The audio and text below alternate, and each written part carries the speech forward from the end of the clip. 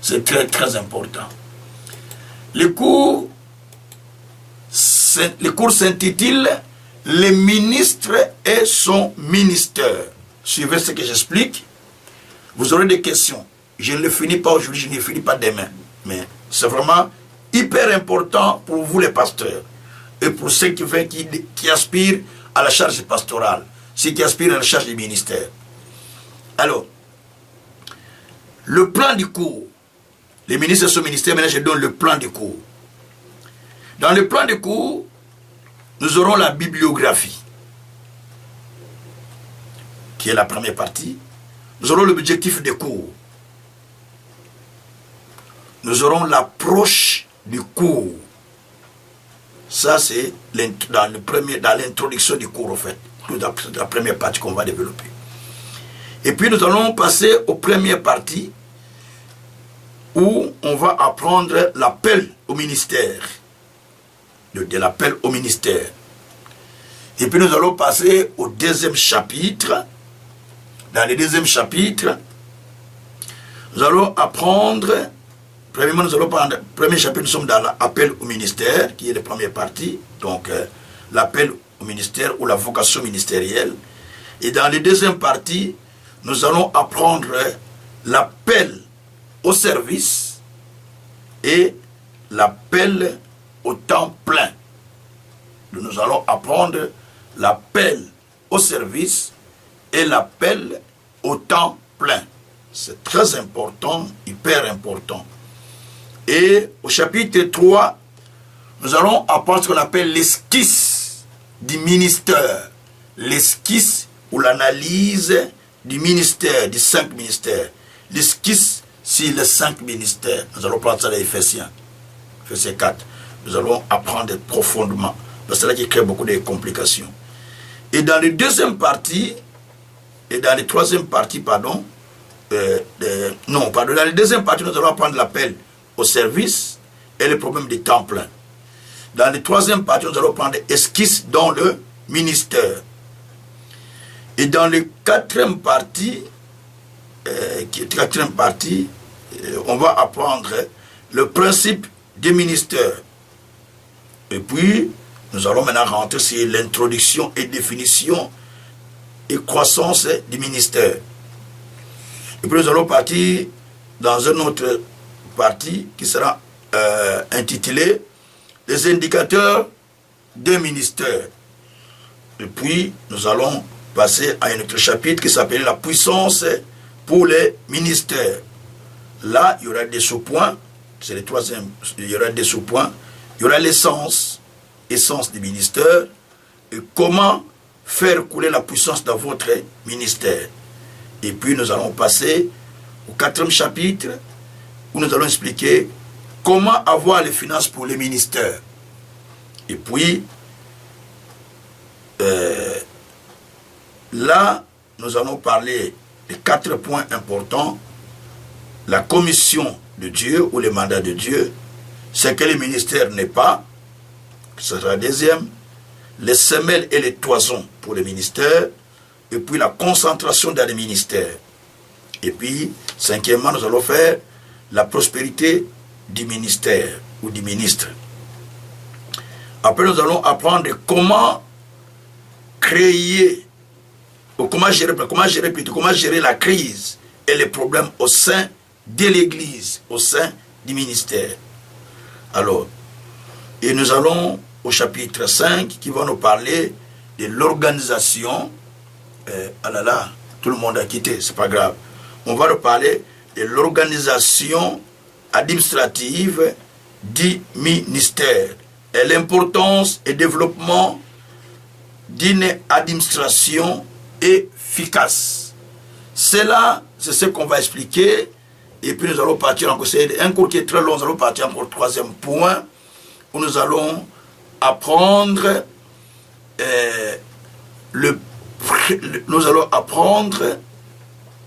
les pasteurs, le ministère pasteur, le pasteur en tant que berger, Dieu lui-même en tant que berger de son peuple, et l'homme en tant que berger. Et nous allons passer à un autre chapitre dans lequel nous aurons les 2 actes pastoraux qui sont plus importants. Disons, on va voir les actes pastoraux, mais il y a 2 qui sont plus importants. Dans les actes pastoraux, nous allons apprendre la prédication. Les baptêmes sont des actes pastoraux. La Sainte Seine, les mariages, la cure d'âme, voilà. L'ordination pastorale, le diacre, ainsi de suite. Ce sont des actes que les pasteurs doivent faire. Présenter les enfants à l'église. Il y a 7 actes qu'un pasteur peut faire. Il y a la prédication qu'il peut faire. Il y a les baptêmes qu'il pourra faire aussi.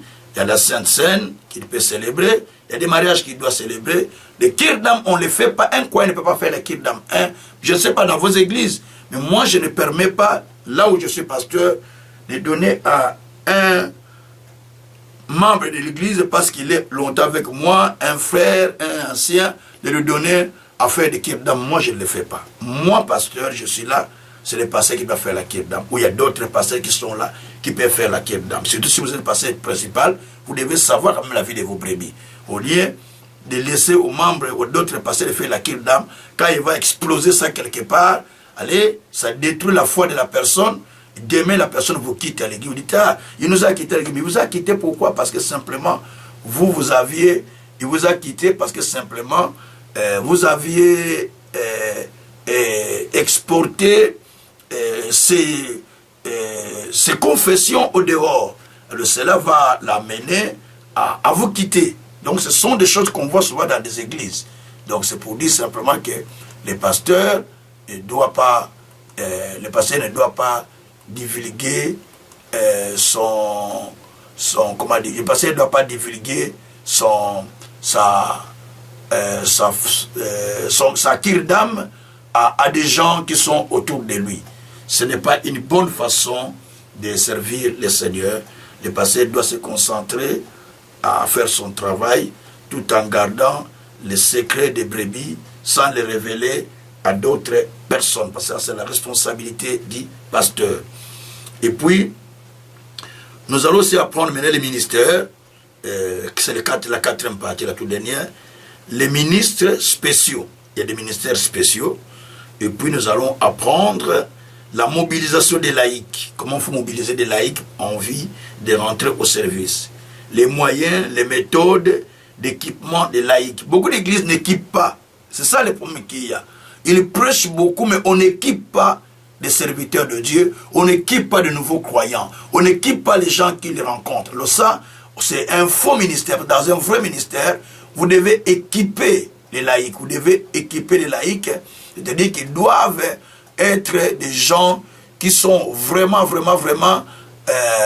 engagés à servir Dieu avec vous. Et bien dans ces cas, comme ils sont engagés à servir Dieu avec vous, qu'est-ce qu'il faut? Il faut les équiper, il faut une formation. Il faut une formation qui leur permet de pouvoir suivre vraiment la formation en bonne et due forme, qui leur aide à pouvoir aller de l'avant. Mais quand les serviteurs ne sont pas équipés, quand l'église n'équipe pas de serviteurs, c'est déjà un manque à gagner. Beaucoup de pasteurs n'équipent pas, parce que bon, basé équipés, et même ils ne sont pas équipés. Comment ils vont équiper d'autres pasteurs qu'ils forment? C'est difficile. Donc c'est pourquoi, ici, nous avons ce qu'on appelle la mobilisation des laïcs. Donc nous utilisons 3 méthodes. 1, méthode moyen et méthode d'équipement des laïcs. Deuxièmement, nous allons mettre ce qu'on appelle la place des femmes et leurs activités dans l'église. Et troisièmement, nous allons mettre la place qu'on appelle le mouvement juvénal, la place des jeunes. Là, nous avons 2 sections, la section des enfants et la section des jeunes. Vous voyez? Et c'est 2 éléments dans l'église. Et puis, finalement, nous allons expliquer la dernière partie, les ministères d'aide. Comment il faut installer les ministères d'aide à l'église. Donc, 1, il y aura les organisateurs ou les administrateurs sont des ministères d'aide. 2, le soutien financier et matériel et social dans l'église. Et tous ces éléments, s'ils sont vraiment enseignés, l'église devient une église qui est stable, une église qui va avancer. J'ai vu beaucoup de communautés qui sont comme ça. Vous sentez que tout le monde se retrouve. Ce n'est pas seulement au pasteur qui roule la grosse carrosse et les autres souffrent. Non. Je connais des communautés que j'ai fréquentées, que j'ai travaillé un peu avec pendant peu de temps. Mais le temps que j'ai travaillé pendant peut-être 2 ans, mais j'ai vu comment ils sont engagés. J'ai dit non, nous on n'en a pas ce genre de travail, il n'y en a pas chez nous. Quand on gagne l'argent, c'est pour nous-mêmes. Alors ça c'est difficile. Voilà. Alors notre cours là, comme bibliologie, parce que j'ai parlé, bon, le premier passage de la bibliologie, il y a des livres que j'ai utilisés ou que nous avions utilisés pour pouvoir créer tous ces vieux services. Ce n'est pas moi qui ai donné ce cours, c'est Dr Daniel Kisolo, un de mes amis, il est aujourd'hui en Angola, c'est lui qui donnait ce cours quand on était en institut, c'est lui qui donnait ce cours, il travaillait, il était interprète de francophone de Winner Chapelle, interprète francophone, du docteur David Oede, puis il était interprète francophone à l'époque au Nigeria. Et puis il était aussi interprète francophone auprès d'Idaoussa. Donc il a travaillé avec beaucoup de gens. Il est jeune en Angola, c'est un grand ami à moi. C'est lui d'ailleurs qui donnait ses cours quand on avait ouvert l'école, c'est lui qui nous donnait ses cours. Parce que lui, il était vraiment très branché dans ça. Et c'est lui qui était venu avec ses syllabus, qu'il a travaillé. Et moi, je ne fais que travailler, ajouter de plus d'ici. Et puis j'ai commencé à enseigner ça aussi dans d'autres, chez d'autres personnes dans notre école. Mais c'est lui qui avait, à la base, qui avait écrit ce syllabus, parce que lui, il était beaucoup plus fort à lire tous les livres des grands hommes de Dieu. Alors là, on va voir dans la bibliologie, il a utilisé plusieurs livres. Premièrement, il a utilisé un livre qui s'appelle The New Testament Church and the Ministry, le Nouveau Testament et le ministère. Vous voyez? Et puis il a utilisé le livre de La liberté des laïcs. C'est en anglais, Liberating the laïcs. Donc, la libération des laïcs, en fait. C'était Paul Stevens qui a écrit ce livre. Et puis, il y a La communauté de Dieu.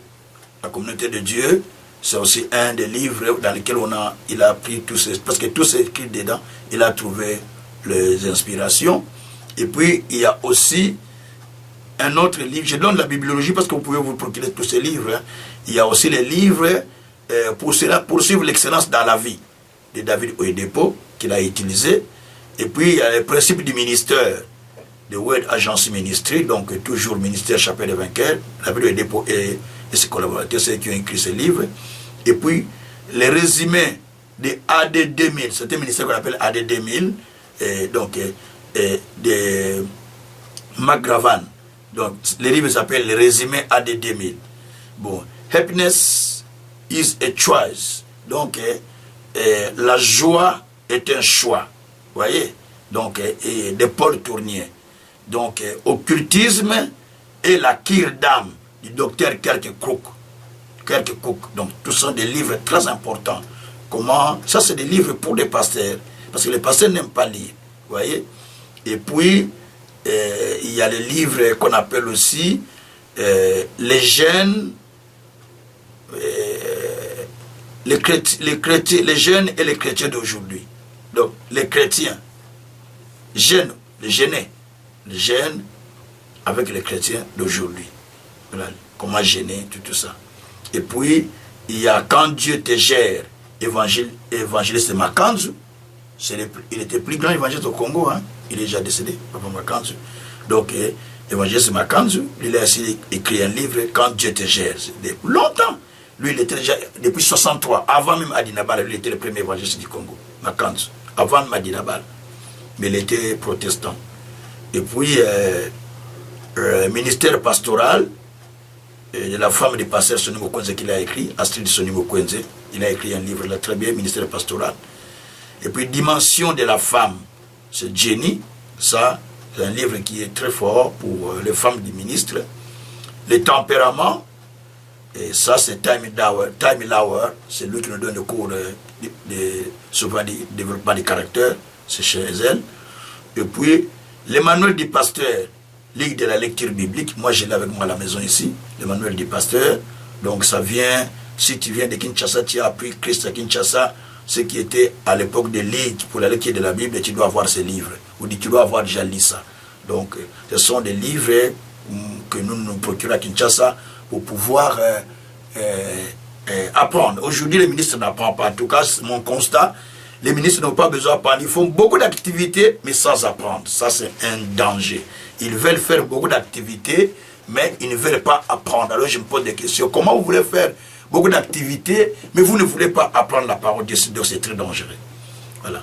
Alors, les objectifs du cours, c'est essayer d'évaluer l'authenticité d'un vrai appel dans le ministère.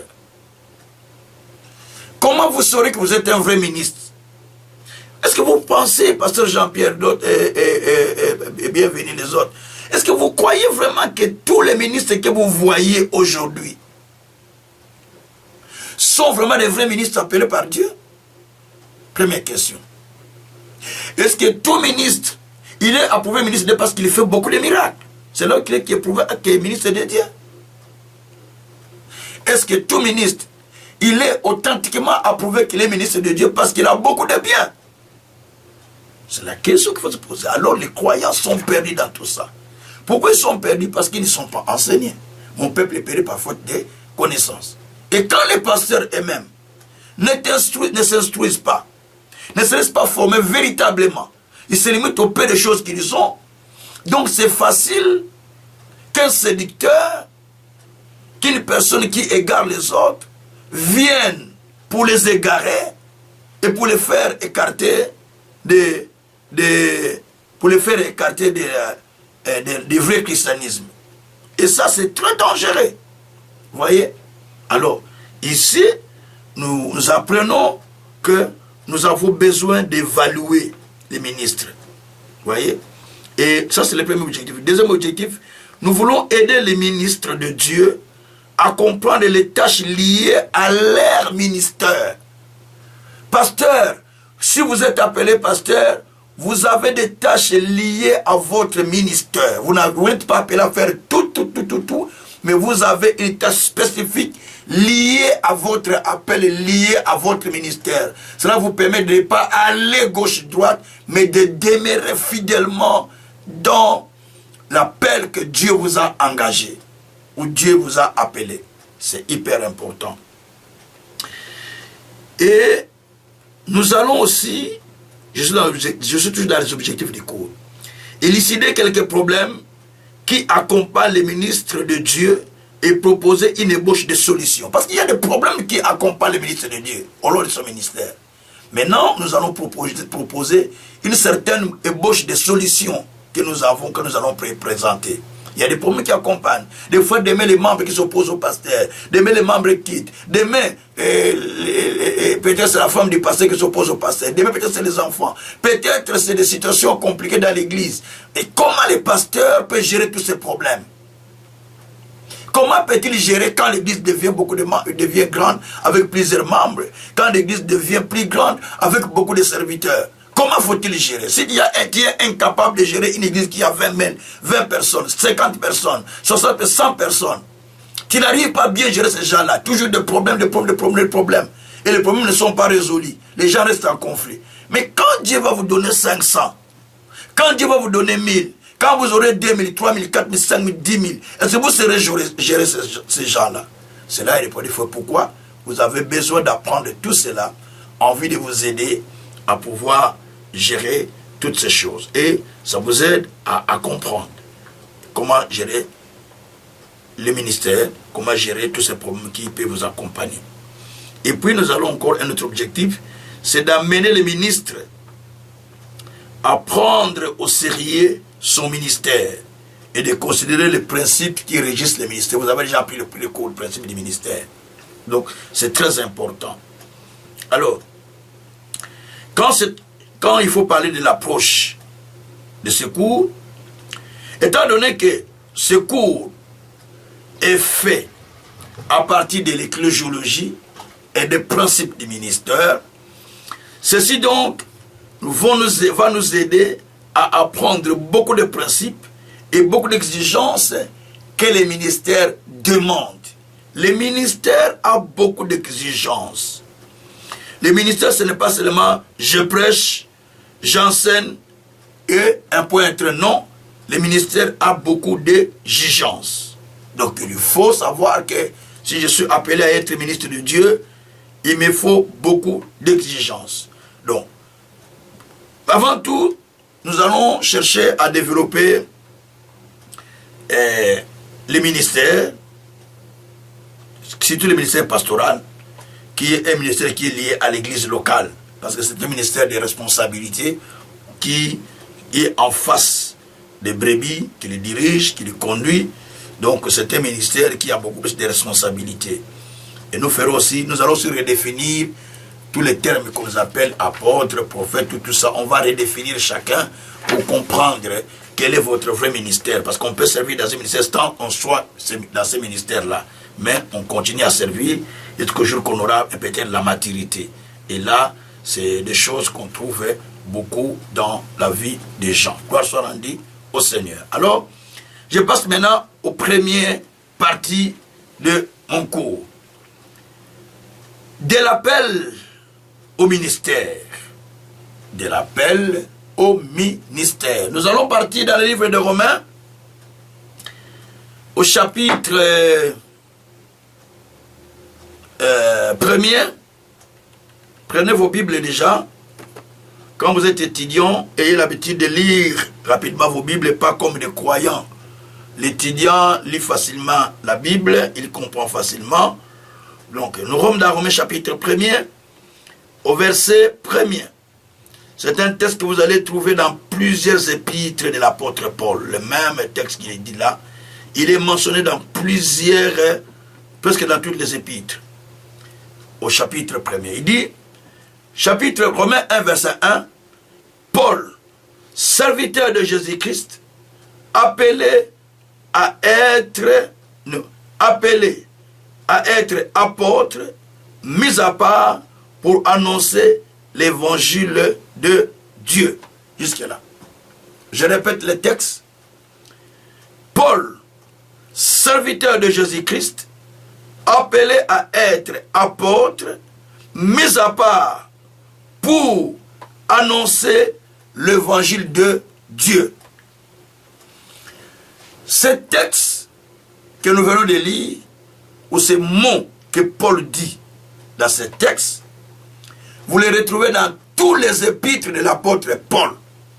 Je prends un exemple, je vais lire 1 Corinthiens, même texte 1 Corinthiens 1, verset 1er, l'apôtre Paul dit, Paul, appelé à être apôtre de Jésus-Christ par la volonté de Dieu et le frère de Sostène.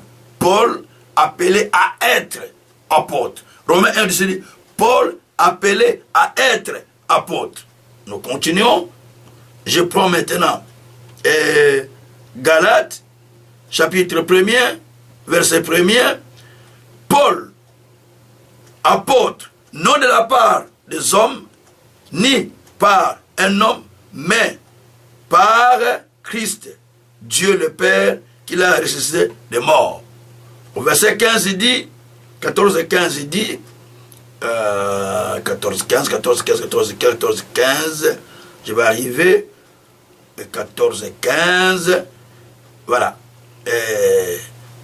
Verset 15 précisément, il dit, mais lorsqu'il a pris à celui qui m'avait mis à part dès le sein de ma mère, qui m'a appelé par sa grâce, de révéler en moi son Fils, afin que j'annonçasse parmi les païens, aussitôt, je n'ai consulté ni la chair, ni le sang. Et je ne montais pas à Jérusalem vers ceux qui firent apôtres avant moi, mais je partis pour Achaïe. Je suis en train de lire tous ces textes et je les explique à un seul moment. Donc vous allez retenir là que tous les textes que je lis, il parle de moi, Paul, apôtre, Paul plutôt, appelé à être apôtre. Donc il comprend pourquoi il est appelé. Vous allez dans Éphésiens 1, au verset 1er, il dit la même chose. Paul, apôtre de Jésus-Christ, par la volonté de Dieu, aux saints qui sont à Éphèse et aux fidèles par Jésus-Christ. Donc Paul, apôtre de Dieu. Pourquoi il dit ça? Parce que c'est l'appel qu'il avait de la part de Dieu. Quand vous allez aussi dans Thessalonique, Colossiens, Thessalonique, tous les épîtres au premier chapitre, au verset 1er, c'est la même chose.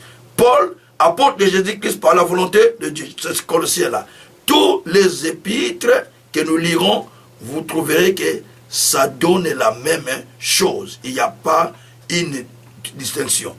Même quand vous lisez Timothée, il dit, Paul, apôtre de Jésus-Christ, de Dieu, notre sauveur et de Jésus-Christ.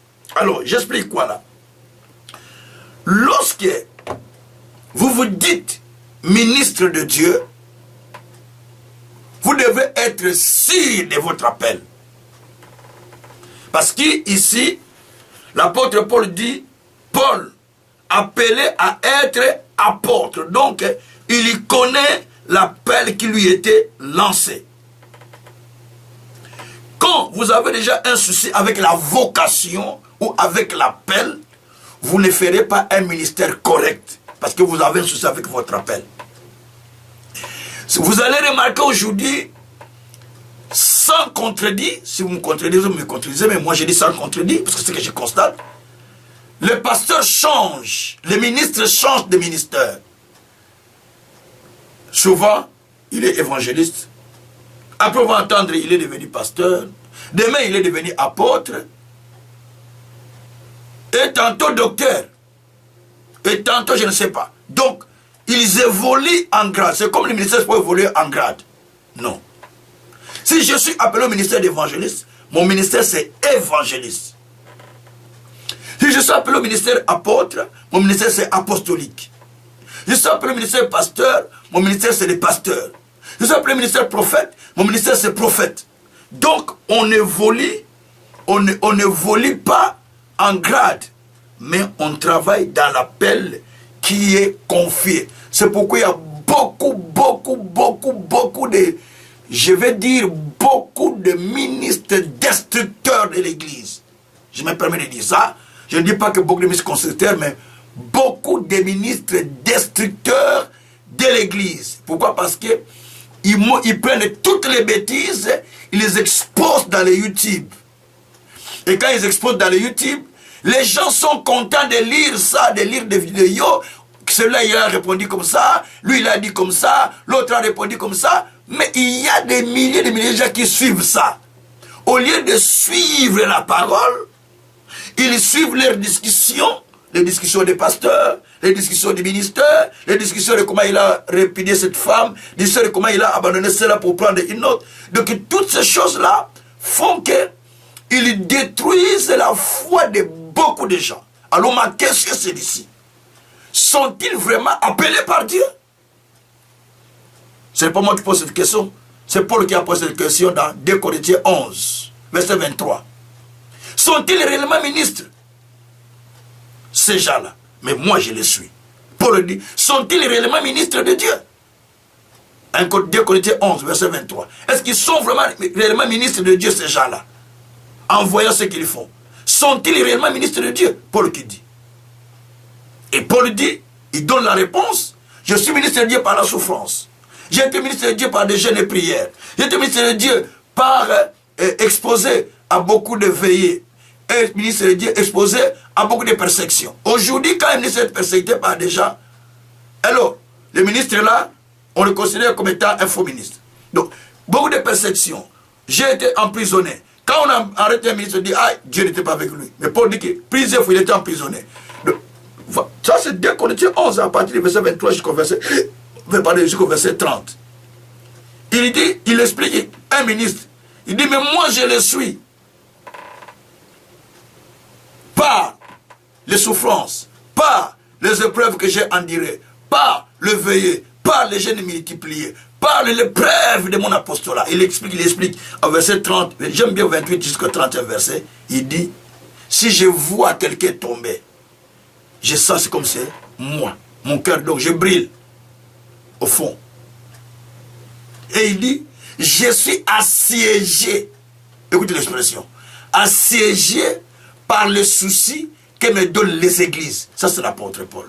Donc je suis assiégé par le souci que me donne l'église. Vous voyez que donc, les soucis de l'église l'assiègent. Parce qu'il voit ce qui se passe dans les églises, il est assiégé par ses soucis. Et il porte un fardeau à tel point que si quelqu'un tombe, il sait c'est comme lui qui tombait. Ça, c'est l'apôtre Paul qui explique son ministère. Donc par là, nous sommes des pasteurs. Vérifions dans l'église est-ce que les gens sont vraiment ministres de Dieu? Quand vous voyez ce qui se passe, croyez-vous que ces gens-là servent Dieu dans le vrai? Ou bien c'est le ventre? Parce qu'il y a des ministres de ventre. Paul l'a prédit déjà dans Philippiens 3, que plusieurs refuseront la croix. Ils refusent la croix, l'évangile de la croix. Mais ils travaillent pour leur ventre. Hein? Philippiens 3, à partir du verset 17e, 18e verset, descendez. Paul a parlé de ça. Que plusieurs travaillent pour leur ventre. Ils refusent l'évangile de la croix. Prenez seulement à partir du verset 15, vous descendez. Jusqu'au verset 18, 19. Vous allez voir ça. Donc, c'est-à-dire que, ici, il faut être si du vrai appel. De l'appel. Est-ce que ton appel est un appel réel? Est un appel véritable?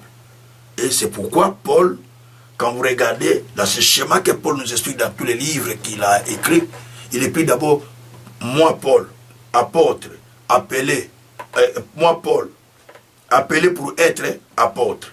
Moi Paul, appelé pour être un tel apôtre. Moi Paul, apôtre de la volonté de Dieu. Moi Paul, appelé à être apôtre. Donc c'est les Romains 1 là, et tous les autres des épîtres qui nous disent ça. Donc, ici Paul veut simplement dire que il a été appelé pour être apôtre.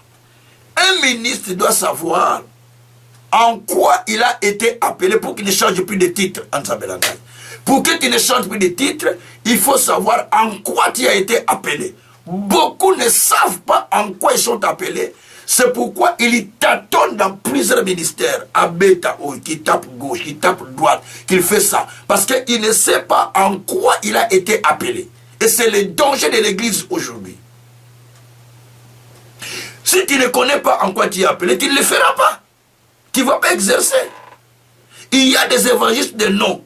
Il y a des prophètes de nom. Il y a des pasteurs de nom. Il y a des évêques de nom. Des apôtres de nom. Il y a des prophètes de nom. Mais il faut que, quand on t'appelle prophète, il faut que tu fasses le ministère du prophète. Quand on t'appelle évangéliste, il faut que tu fasses le ministère d'évangéliste. Quand on t'appelle pasteur, tu fais le ministère pastoral. Quand on t'appelle apôtre, tu fais le ministère apostolique. Ce n'est pas des titres. Si toi en Europe, oh ya ya, que des titres. Et maintenant, c'est parti au Congo, c'est que des titres.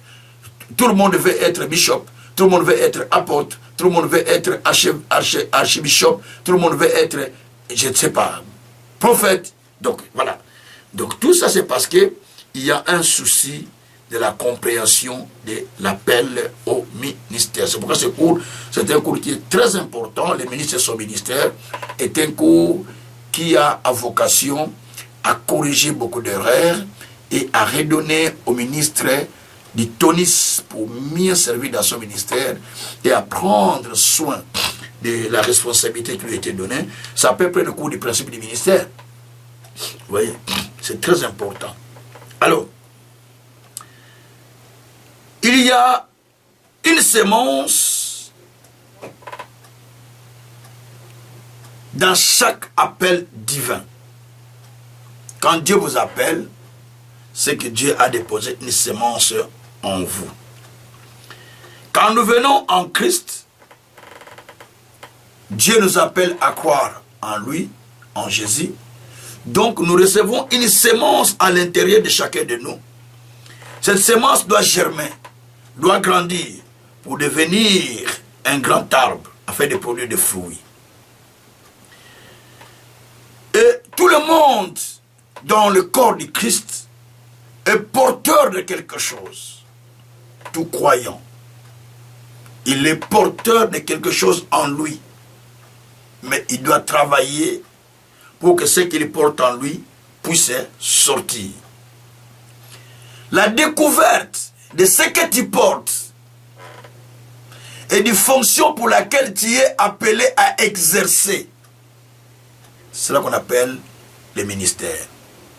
C'est ça qu'on appelle l'appel au ministère.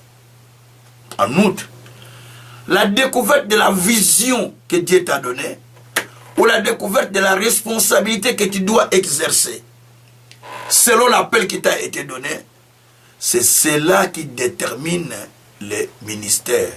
Cela est appelé ministère. Gloire soit rendue au Seigneur. Donc c'est cela qu'on appelle ministère. Donc à partir de là, on sait maintenant diagnostiquer quel est ton ministère. Parce que tu as découvert ce qui t'a été demandé par le Seigneur. Gloire soit rendue au Seigneur. Alors, si vous lisez l'apôtre Paul, vous allez connaître que Paul avait bien compris son ministère. Parce que dans tous les livres, il a expliqué, moi Paul, appelé à être ministre, apôtre, par la volonté de Dieu. Moi Paul, appelé à être ministre, non par la volonté des humains, mais selon la volonté de Dieu. Donc, il faut comprendre en quoi Dieu vous appelle. Gloire soit rendue au Seigneur. On va lire un texte dans le livre d'Hébreux, au chapitre 5, et verset 1er, qui peut aller jusqu'au verset 4. Hébreux 5, nous allons au chapitre 1er, verset 5 à 4. Hébreux 5. En effet, tout souverain sacrificateur pris du milieu des hommes est établi pour les hommes dans le service de Dieu, afin de présenter des offrandes et des sacrifices pour les péchés. Il peut être indulgent pour les ignorants et les égarés, puisque la faiblesse est aussi son partage. Et c'est à cause de cette faiblesse qu'il doit offrir des sacrifices pour ses propres péchés, comme pour ceux du peuple. Nul ne s'attribue cette dignité s'il n'est appelé de Dieu, comme le fit Aaron. Christ ne s'est pas non plus attribué la gloire de devenir souverain sacrificateur, mais il la tient de celui qui lui a dit, « Tu es mon fils, je t'ai engendré aujourd'hui. » Et comme il dit encore ailleurs, « Qui est sacrificateur pour toujours selon l'ordre de Melchisedec. » Ah, donc ici le texte est clair. Quand vous lisez bien ce texte, vous l'étudiez, ça nous donne vraiment des frissons dans le corps pour ceux-là qui veulent s'attribuer de la gloire. La Bible dit que, en effet, tout souverain sacrificateur est pris au milieu des hommes. Donc le ministre, il est pris au milieu des humains, comme tout le monde, avec toutes ses faiblesses. Et la Bible dit qu'il est pris pour être au service de Dieu, afin de présenter des sacrifices pour le peuple. Mais à cause des faiblesses qu'il a lui-même, il doit aussi présenter ses sacrifices pour ses propres péchés, avant de passer pour celui du peuple. Donc le ministre doit d'abord travailler pour lui-même, se sanctifier lui-même, avant de sanctifier le peuple. Jésus a dit, dans Jean 17, verset 17, « Je me sanctifie d'abord moi-même pour eux. » Jésus se sanctifiait d'abord lui-même pour le peuple, pour les disciples. Avant de sanctifier les disciples. Lui-même, il se sanctifie et ensuite il va aller sanctifier les disciples. Donc ce sont des éléments importants. Toi, tu te sanctifies d'abord toi-même avant d'aller sanctifier aussi les croyants qui sont avec toi. Comment tu peux aller sanctifier les croyants alors que toi-même, tu ne te sanctifies pas? Ce sont des éléments qu'on constate dans l'appel. Donc il faut que dans l'appel, ce soit vraiment clair que toi-même tu t'es sanctifié et tu pourrais te sanctifier toi-même. C'est pourquoi il est important que le ministre soit un ministre réellement appelé par Dieu, qu'il soit convaincu de l'appel de Dieu. Ce n'est pas parce qu'il prêche à l'église, parce que les gens tombent, qu'il est appelé par Dieu. Non, non, non, non, non, non, non. Ce n'est pas ça, ce n'est pas ça. Même les égarés, même les occultistes, ils prêchent dans des églises aussi. Mais ils ne sont pas appelés par Dieu, mais ils prêchent dans des églises. Donc, nous devons faire attention. C'est pourquoi Jérémie 23, verset 21, nous dit quelque chose, je vais lire. Jérémie 23, verset 21, ça c'est Jérémie qui parle, parce qu'il parle là des prophètes qui n'ont pas été envoyés par Dieu. Jérémie 21, verset 23, non, Jérémie 23, verset 21. 23, verset 21. C'est 23, verset 21. Jérémie dit, je n'ai point envoyé ces prophètes. Ils ont couru, je ne leur ai point parlé. Ils ont prophétisé. Donc, ici, c'est le Seigneur qui parlait à Jérémie. D'ailleurs, je commence au verset 20. Il dit que la colère de l'Éternel ne se calmera point. Ne se calmera point tant qu'il n'ait exécuté le décès de son cœur. Pour comprendre dans la suite des temps. La colère de Dieu ne se calme pas tant qu'il n'a pas encore exécuté le décès qu'il a dans son cœur. Au verset 21, il dit que je ne les ai point envoyés ces prophètes que vous voyez. Je ne les ai même pas demandé de donner les messages au peuple, mais ils sont tentés de donner des messages. Mais je ne les ai pas envoyés. Là, on voit des prophètes qui ne sont pas envoyés, mais qui peuvent aussi prophétiser.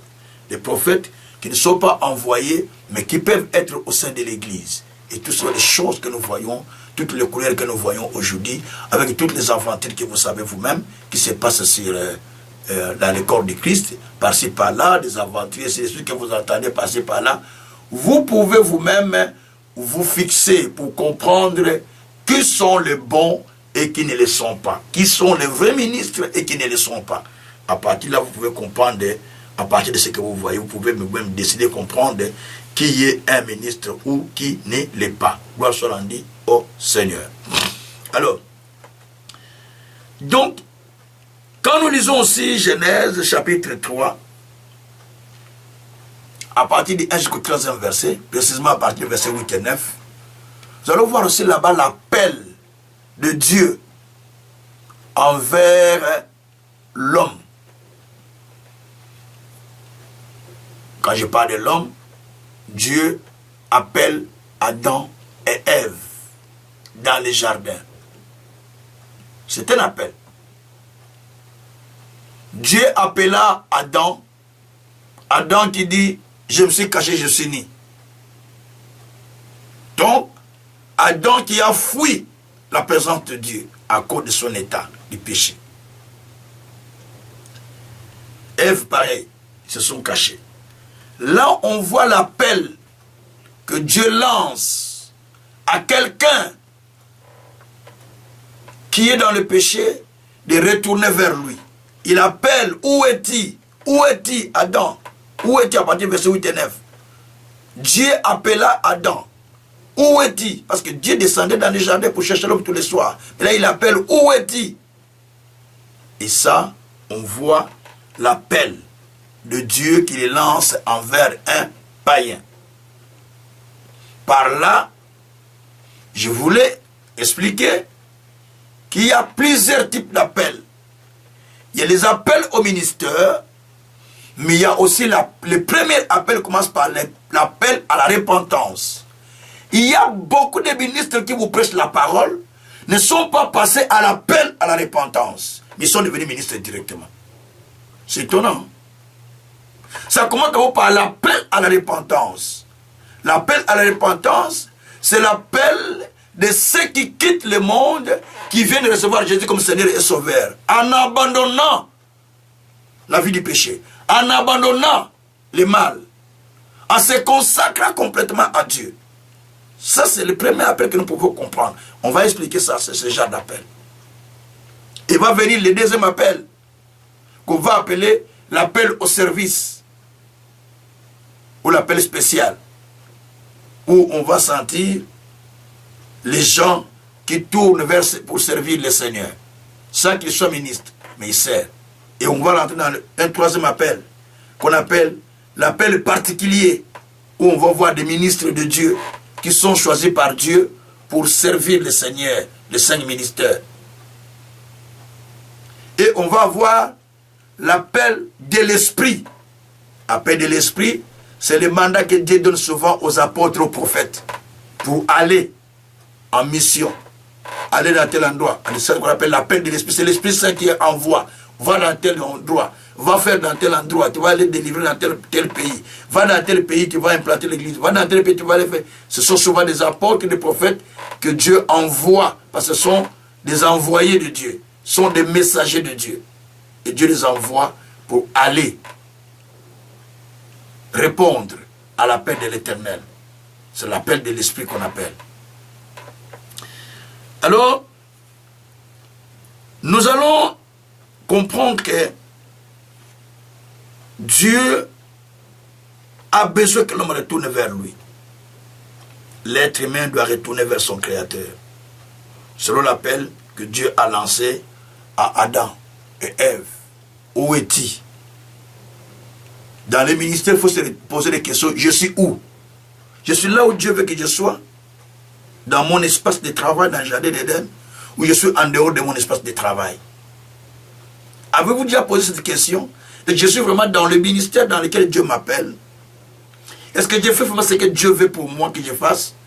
Ou je fais seulement parce que je veux le plaire aux gens? C'est des questions qu'il faut se poser. Quand on grandit déjà dans la foi, dans le ministère, on ne fait plus des choses comme des petits enfants. On fait des choses comme des grands. On fait des choses par rapport à la maturité spirituelle qu'on a. On ne fait pas des choses pour plaire aux gens. On fait des choses pour aller vraiment réjouir les cœurs de Dieu. Nous voyons aussi dans Genèse 12, à partir du premier verset, l'appel de Dieu envers Abraham. Où il appelle Abraham de quitter là où il était pour aller. Donc, dans l'appel, Dieu, il appelle Abraham pour aller. Il le fait quitter la maison de son père et sa mère. Ça veut dire qu'il le fait quitter le monde des païens où il était pour l'utiliser, pour l'envoyer, pour faire de lui un instrument. Et là, c'est l'appel aussi. Et donc ça, tout ça, c'est des appels que Dieu avait lancés aux gens. Je suis en train d'expliquer les appels qui sont dans la Bible. Donc, c'est cela, cet appel, normalement en termes grecs, ça s'appelle Klezen. Klezen, K-L-E-S-I-N. Klezen qui veut dire vocation ou appel. Les Klezen, vocation ou appel. Donc, c'est l'appel que Dieu lance à quelqu'un pour le faire sortir de quelque part afin de venir vers Dieu.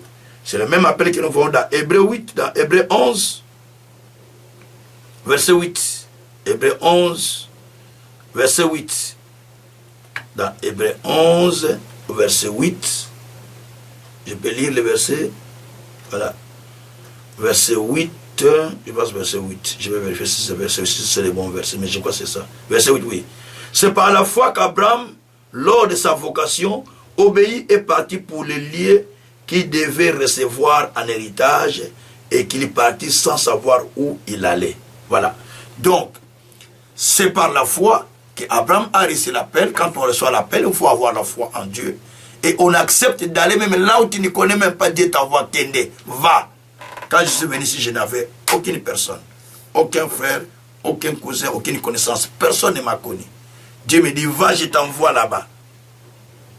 Tu vas aller libérer les captifs. Je suis venu, je ne connaissais personne, comme je le témoigne toujours. Mais Dieu a utilisé des gens qui m'ont amené d'abord ici, parce que Dieu m'a dit, je t'enverrai là-bas. Dieu a utilisé des gens qui devaient m'amener ici. Il m'amène sans rien payer. Et ces gens-là, ils me laissent à l'hôtel, leur mission est finie. Dieu va m'utiliser aussi pour aller prier pour une famille par qui Dieu a fait son miracle, qui vont me prendre en charge pour quelques mois. Et voilà, ainsi de suite. Et je suis resté en Belgique. Et je n'avais aucune personne. Mais Dieu a disposé des gens qui devaient me recevoir. Dieu a disposé des gens qui devaient m'accueillir. Dieu a disposé tout, même les papiers. Quand les gens parlent des papiers, parce que moi je n'ai pas vécu ça. Parce que Dieu a disposé tout pour moi, directement. Je n'ai pas vécu les premiers des papiers de séjour, des centres, il faut aller au centre pour avoir... Moi, je ne connais pas toutes ces choses-là. Directement, Dieu a fait ce miracle. Pourquoi? Parce que je suis resté dans ma vocation. Quand vous êtes dans votre vocation, Dieu marche aussi devant vous, sans qu'il y ait toutes ces complications, parce que c'est lui qui vous a envoyé, il sait comment vous justifier, il sait comment vous tenir. Gloire soit à Dieu Seigneur. Il y a aussi dans le Nouveau Testament, l'appel que Jésus a lancé à tous ceux qui croient en lui, qui portent des fardeaux et des charges. Matthieu chapitre 11, verset 28. Venez vous tous qui êtes fatigués et chargés, je vous donnerai du repos. C'est un appel qu'il lance aux gens qui sont chargés, qui sont fatigués. Au même moment, c'est l'appel à la repentance. Au même moment, c'est l'appel à tourner vers Dieu, qu'on appelle l'appel à tourner vers Dieu. C'est l'appel à la repentance qu'on appelle ça, ou l'appel à tourner vers le Seigneur. L'appel du rebelle qui tourne vers Dieu. Cet appel, appelle ça l'appel des rebelles, mais qui tourne vers Dieu. Cet appel-là est très important pour nous. Ça, c'est très important. Alors, les étapes d'appel. Lorsqu'on rentre au Seigneur. J'entre dans ma deuxième partie du chapitre 1, les étapes d'appel. Quand nous faisons une étude biblique profonde, nous allons découvrir 3 étapes ou 3 sortes d'appels que nous allons donner ou nous allons nommer, mais la nomenclature n'est pas biblique. Et nous allons les nommer appel, qu'on appelle appel général, ou j'appelle ça notre appel à la repentance, ou appel des rebelles, qui est la première, et l'appel spécial, qui est la deuxième, et puis l'appel particulier. Et il faut que j'ajoute, j'attendais le 4e, l'appel de l'esprit, qu'on appelle mandat de l'esprit. Ça, j'en expliquerai après. Dans le premier appel qu'on appelle l'appel général, c'est l'appel que Dieu a lancé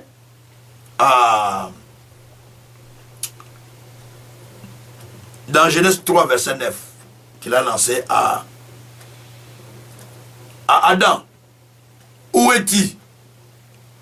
Dieu appela Adam, où es-tu? C'est l'appel des rebelles. Quelqu'un qui s'est rebellé contre Dieu, quelqu'un qui est pécheur, quelqu'un qui ne connaît pas le Seigneur, mais on l'appelle, dans cet appel-là, à retourner vers le Christ, à retourner vers le Seigneur. C'est le premier appel et l'appel la plus importante, parce que ça t'amène à retourner vers le Christ, ça t'amène à retourner vers le Seigneur. C'est pourquoi dans Romains 3, verset 23, la Bible dit, tous ont péché et sont privés de la gloire de Dieu. Donc, c'est l'appel qui amène les gens à retourner vers le Seigneur. Donc, dans cet appel-là, aucun homme cherche Dieu, mais c'est Dieu qui cherche l'homme maintenant.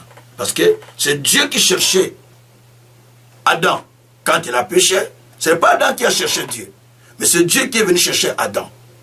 Donc Dieu cherchait Adam. Ce n'était pas Adam qui cherchait Dieu, mais c'est Dieu qui cherchait Adam parce qu'Adam avait péché. Et cet appel-là, c'est un appel très important parce qu'on voit que Dieu lui-même vient, il appelle la personne, il cherche la personne. Donc personne ne peut venir à Jésus si Dieu ne l'a pas cherché. Mais c'est Dieu qui nous a cherché pour venir vers Jésus. Ce n'est pas toi qui as cherché Jésus quand tu étais païen, mais c'est Dieu qui est venu te chercher pour que tu es venu vers lui. Donc l'appel là, c'est l'appel des rebelles, où Dieu appelle quelqu'un qui est pécheur à retourner vers Dieu. Quelqu'un qui ne connaît pas le Seigneur, mais Dieu l'appelle à retourner vers l'éternel Dieu. Cela est appelé aussi l'appel à la repentance ou l'appel dit rebelle. Parce qu'il doit tourner vers celui qui... Il doit tourner vers la personne qui l'a créé. Parce que Dieu lui-même nous appelle en ce moment-là à retourner vers lui. Et cet appel est appelé l'appel dit rebelle. Gloire soit rendue au Seigneur. Alors, cet appel est important parce que Dieu appelle. Paul a dit dans Actes 17, verset 30 à 31, il dit que il a compris que dans le temps, il a dit dans ce temps ici, Paul a compris que Dieu ne fait exception de personne.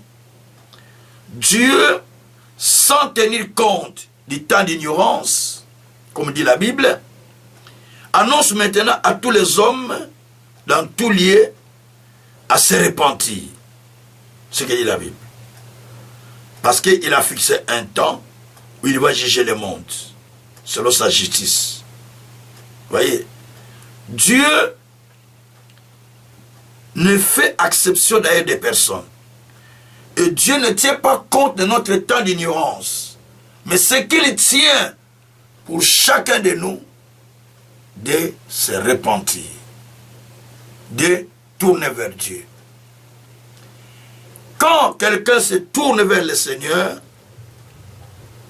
Dieu l'accepte. Quand vous allez dans Acte 10, Pierre aussi a dit, que Dieu ne fait exception de personne. Dans toutes les nations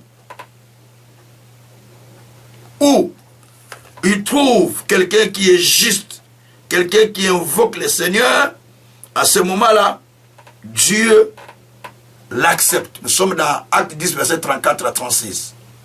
Dieu ne fait exception de personne. Au moins dans toutes les nations, s'il y a quelqu'un qui pratique la justice, qui fait du bien, qui craint l'Éternel, Dieu l'accepte. Acte 10, verset 34 à 36. Veut dire que dans tout ça, c'est Pierre qui a dit ça, parce que là, il est devant Corneille. Lui, il ne voulait pas aller devant Corneille selon l'appel qu'on lui avait lancé. Il hésitait d'aller vers Corneille parce que Corneille, c'est un païen. Dieu lui a dit, il a vu la vision du filet et tous les reptiles qui étaient dedans. Dans la vision, Dieu lui dit, tue et mange. Il dit, mais Seigneur, je ne mange pas ce qui est impie. Dieu insiste encore, tue et mange. Il dit, je ne mange pas ce qui est impie. En se sursautant de son sommeil, il commence à réfléchir sur la vision. Quel type de vision que Dieu peut me donner? Tue et mange. Alors il ne savait pas qu'il y avait un homme, Corneille, qui avait déjà reçu le Seigneur. Un ange lui était, donc il n'avait pas reçu le Seigneur, mais qui priait le Seigneur, qu'un ange lui était apparu en lui disant que Corneille, tes prières, tes aumônes sont parvenues à l'Éternel. Maintenant, envoie quelqu'un à Joppé pour appeler Pierre, qui viendra te dire ce que tu devrais faire. Écoute, il était païen, mais ses prières et ses aumônes étaient exaucées par Dieu. Vous voyez un peu ça? Mais il est païen. Alors quand on va apprendre à Paul dit, quand on va appeler plutôt à Pierre, que quelqu'un est venu le chercher. D'ailleurs, pendant qu'il réfléchissait dans sa vision qu'il avait reçue, parce qu'il recevait la vision qui lui était donnée lorsqu'il faisait un petit sieste dans la journée, il recevait la vision, et dans la vision, il a vu les grands filets. Et dans les grands filets, il avait beaucoup de reptiles, tout des serpents, tout ce qui était dedans. Dieu lui dit, tue et mange. Lui, il va dire, mais non, nous les Juifs, on ne mange pas tout ce qui est impur. Comment tu me dis de tuer et manger? Et bien là, il va arriver quelque chose qui est, là aussi, de l'autre côté, Corneille avait déjà envoyé les gens qui sont allés vers lui.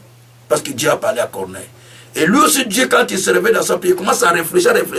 Et Dieu a commencé à lui dire qu'il y a des gens qui viendront, il doit aller prêcher chez Corneille, ainsi de suite. Lorsque ces gens arrivent devant sa maison, ils tapent la porte, c'est Pierre qui est là. Et Pierre va commencer maintenant à expliquer. Pierre qui commence maintenant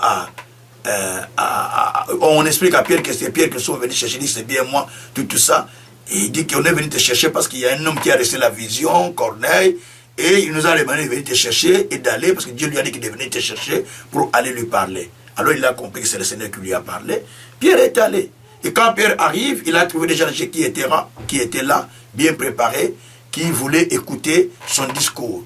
Et Pierre a commencé à prêcher, à expliquer ces gens-là qui ont reçu Jésus. Corneille et sa famille et ses amis, tous, ils ont reçu Jésus au travers de Pierre. Et Pierre, maintenant, Pierre dit, verset 34 et 36 dit, je comprends maintenant que Dieu ne fait exception des personnes. Dans toutes les nations où les gens pratiquent la justice et où il est invoqué, donc où les gens font la justice, donc Dieu, là, il les accepte. C'est-à-dire que Dieu ne privilège pas une telle religion ou une autre religion. Non. Ce n'est pas le langage de Dieu, c'est le langage des humains. Dieu ne privilège aucune religion. Dans toutes les religions, je dis bien, tenez-moi bien, parce que si vous me discutez, je prends le verset d'ailleurs, Acte 10, verset 34-35. Corneille n'était pas chrétien. Il était irréligieux, donc il n'est pas chrétien. Mais il prie beaucoup et il donne beaucoup de monde à l'Éternel et les offrandes à l'Éternel. Mais alors il n'était jamais croyant. Mais il est quelqu'un qui craignait Dieu. Mais Pierre a dit, au Acte 10, verset 34-36, alors Pierre ouvrant la bouche dit, en vérité je reconnais que Dieu ne fait exception de personne. Mais quand toute nation, celui qui le craint et qui pratique la justice, lui est agréable. Jusqu'au verset 35. Dans toutes les nations, celui qui le craint et qui pratique la justice, il est agréable. Enlevez le mot nation, prenez la religion. Dans toutes les religions où les gens craignent le Seigneur, ils pratiquent la justice de la parole de Dieu, Dieu l'agrée, Dieu l'accepte. C'est alors qu'il viendra rencontrer Christ. Il y a des gens qui ont quitté des religions, je mettais le nom de plusieurs religions, mais qui sont venus croiser Jésus. Mais ils étaient des gens justes avant qu'ils viennent croiser Jésus. Juste pourquoi? Ce n'est pas parce qu'ils sont devenus justes parce qu'ils ont reçu Jésus. Non. Ce sont des gens qui craignaient le Seigneur déjà. Je vais dire ça. Je ne veux pas utiliser le terme juste. Permettez-moi cette expression. Je vais dire les termes des gens qui craignaient Dieu. Ce sont des gens qui craignaient déjà Dieu, qui marchaient dans la crainte de Dieu, qui donnaient des dons et des offrandes, qui faisaient tout. Et ces gens-là, qu'est-ce qui se passe? À la fin, ils sont venus accepter Jésus. Mais au départ, ils étaient dans leur religion. Et ils priaient Dieu dans leur religion. Mais c'est après qu'ils ont rencontré Jésus qu'ils ont compris maintenant une autre dimension. C'est-à-dire, Corneille priait Dieu. Dieu acceptait ses prières. Dieu acceptait ses aumônes. Mais il n'avait jamais reçu Jésus. C'est ainsi quand Dieu a apaisé ce qu'il faisait. Dieu a dit non, c'est un homme juste. C'est un homme plutôt qui craint Dieu. Parce que un homme, il s'engage à donner à Dieu, à faire des choses à Dieu. Dieu dit c'est un homme qui m'est agréable. Je ne parle pas de juste, mais c'est pas un homme qui m'est agréable. Mais pour qu'il devienne juste, il fallait qu'il reçoive Jésus pour devenir un homme juste. C'est l'élément qui me manque à expliquer.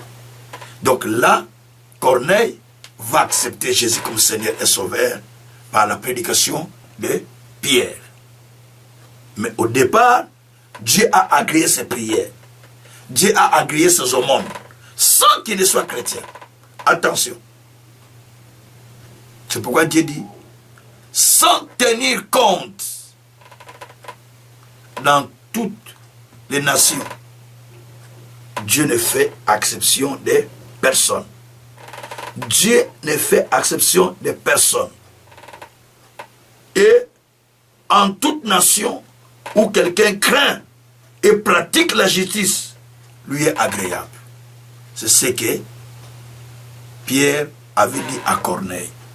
Donc, il y a des gens autour de vous qui croyez même en Jésus, qui sont mieux que vous. Qui pratiquent mieux la parole que vous qui allez à l'église tout le temps.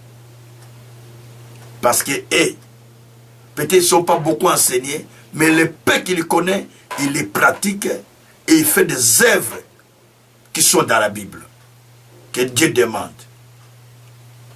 Plus que toi qui vas écouter les prédications chaque fois et tu n'appliques pas et tu te dis chrétien. Donc là, tu deviens un faux chrétien. On va se rendre au Seigneur. C'est pourquoi j'ai parlé de l'appel, le premier appel là, l'appel à retourner vers Dieu, qu'on appelle l'appel à repentance. Et cet appel consiste à ce que quelqu'un tourne vers Dieu. Et quand il tourne vers Dieu, il rentre dans ce que dit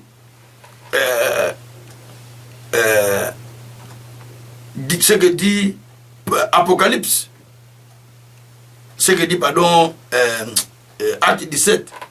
Donc quelqu'un qui tourne vers le Seigneur, qui vient vers le Seigneur. Et c'est ce que dit aussi Acte 10, verset 34-36, qui dans quelque endroit où quelqu'un se répand pour tourner vers le Seigneur, il devient vraiment agréable à l'Éternel. Donc nous devons faire le nécessaire de tourner vers le Seigneur, de s'engager dans la voie de Dieu en vie de servir le Seigneur plus tard. Donc et tout ça, ce sont des éléments que Dieu nous montre quand on vient vers Dieu. 1 Pierre 3, verset 9, il dit quelque chose de très important. 1 Pierre 3, verset 9, à propos toujours de ça que j'ai dit, il dit ceci, c'est 2 Pierre, je sens 1 Pierre, 2 Pierre 3, verset 9, 2 Pierre 3, verset 9, le Seigneur dit ceci, verset 9, alors, le Seigneur ne tarde pas dans l'accomplissement de ses promesses, comme quelques-uns le croient, mais il lise de la patience envers vous, ne voulant pas qu'aucun périsse, mais voulant que tous arrivent à la repentance. Donc, Dieu ne tarde pas dans l'accomplissement de ses promesses, ou pour son retour, mais il lise de la patience, afin que tout le monde puisse se convertir, dit la Bible. Il lise de la patience pour que tout le monde puisse se convertir. Alors donc, la première des choses qui préoccupe le Seigneur, c'est la conversion. Votre conversion est un élément capital. Vous pouvez servir le Seigneur, vous pouvez vous engager dans n'importe quelle voie. Mais tant que la conversion n'est pas sincère, votre conversion n'est pas sincère, donc sachez que vous avez un gros problème. Il faut que votre conversion soit sincère. Beaucoup de gens qui viennent à l'église sont des repentis mais non des convertis.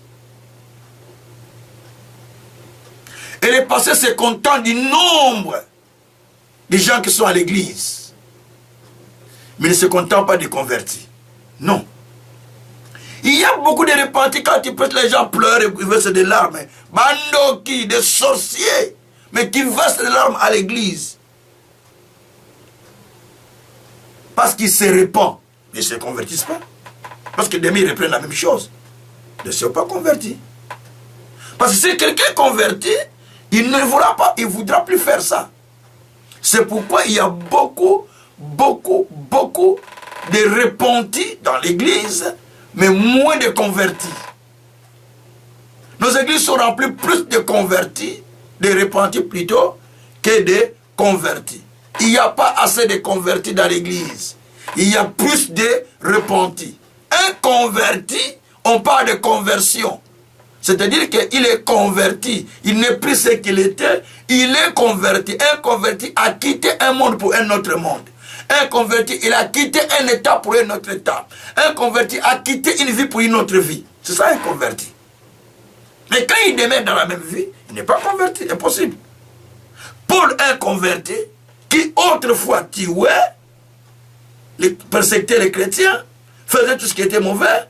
Mais le même Paul, quand il s'est converti, il nous dit lui-même dans Philippiens au chapitre 3, à partir du verset 3, il explique ce qu'il était, ce qu'il était, ce qu'il était.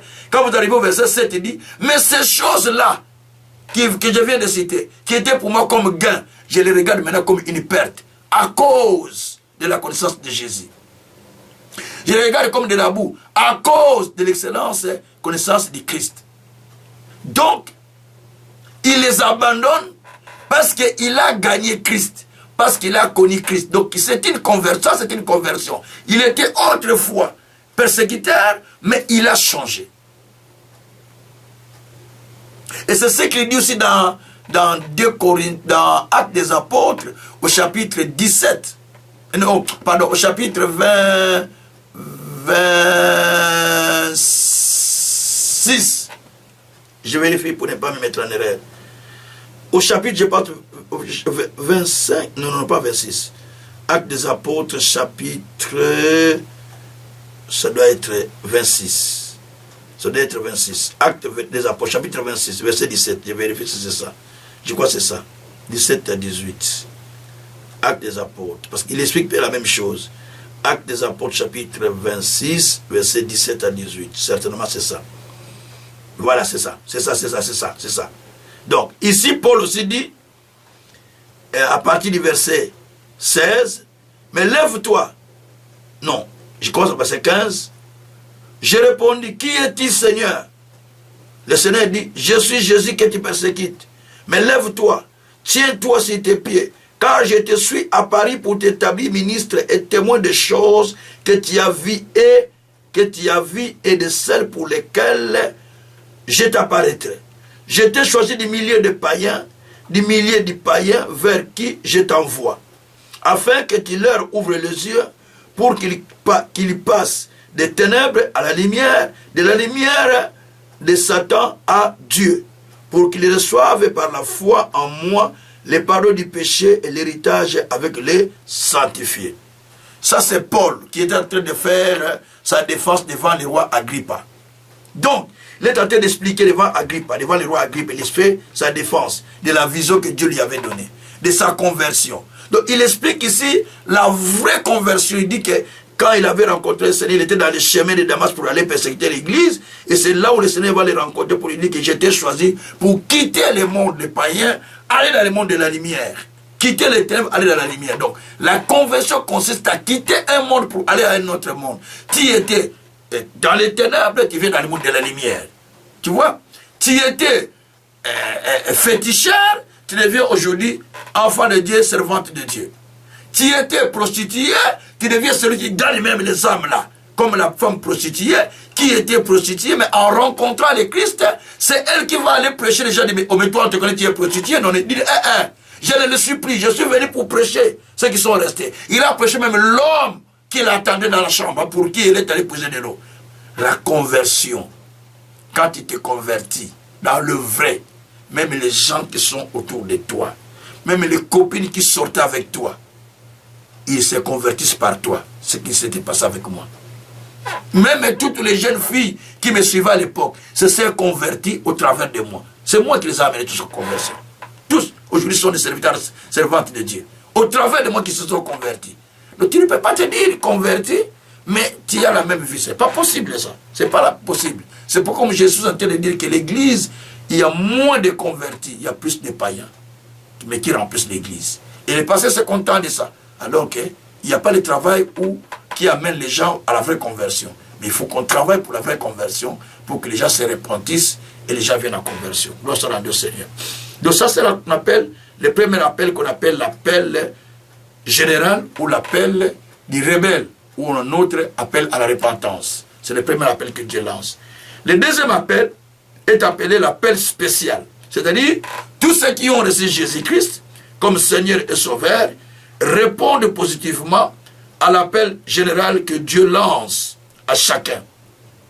Cet appel consiste à servir Dieu. Quand vous êtes appelé par le Seigneur, vous devez savoir que la Bible nous dit dans Apocalypse 5, verset 9, qu'il a racheté des hommes de toutes les nations, de toutes tribus, de tout peuple, et il a fait par son sang plutôt, et il a fait un royaume de sacrificateurs pour Dieu. Ce qui veut dire, nous tous qui sommes rachetés par le sang, à moins que vous ne soyez pas rachetés, mais nous tous qui sommes rachetés par le sang de Jésus-Christ, nous sommes appelés au service de Dieu. Nous sommes appelés sacrificateurs. Les sacrificateurs n'est pas seulement les pasteurs, enlevez ça. Mais les sacrificateurs, toute femme, tout homme qui avait reçu Jésus comme Seigneur et Sauveur est appelé à faire un sacrifice à Dieu ou à servir Dieu. Sacrificateur veut dire celui qui se fait des sacrifices pour Dieu. Celui qui offre des sacrifices pour le peuple et pour soi-même. Donc, il doit s'engager à servir Dieu. À servir Dieu quand on croit en Jésus-Christ. Donc, ces gens-là sont appelés des sacrificateurs pour Dieu. Cela aussi est mentionné dans le livre de Pierre. Pierre l'a aussi mentionné. Si nous allons dans 1 Pierre, au chapitre, je pense 5, hein, je vérifie. Chapitre 2, je suis en train de vérifier, chapitre 2, de vérifier, chapitre 2, verset 5, je pense, mais verset 9 qui parle de ces choses souvent. 1 Pierre, chapitre 2, verset 9, voilà. Verset 9. Vous, au contraire, vous êtes une race élie, un sacerdoce royal, une nation sainte, un peuple acquis afin de vous annoncer le vertu de celui qui vous a appelé des ténèbres à son admirable lumière. Vous qui autrefois n'étiez pas un peuple, qui maintenant êtes devenu peuple de Dieu. Vous qui n'avez pas obtenu miséricorde, qui maintenant avez obtenu miséricorde. Donc verset 9 qui parle bien, il dit que nous qui autrefois, qui n'étaient pas son peuple, Dieu dit que nous sommes une race élie, nous sommes un sacerdoce royal, nous sommes un peuple acquis pour annoncer les vertus de Dieu.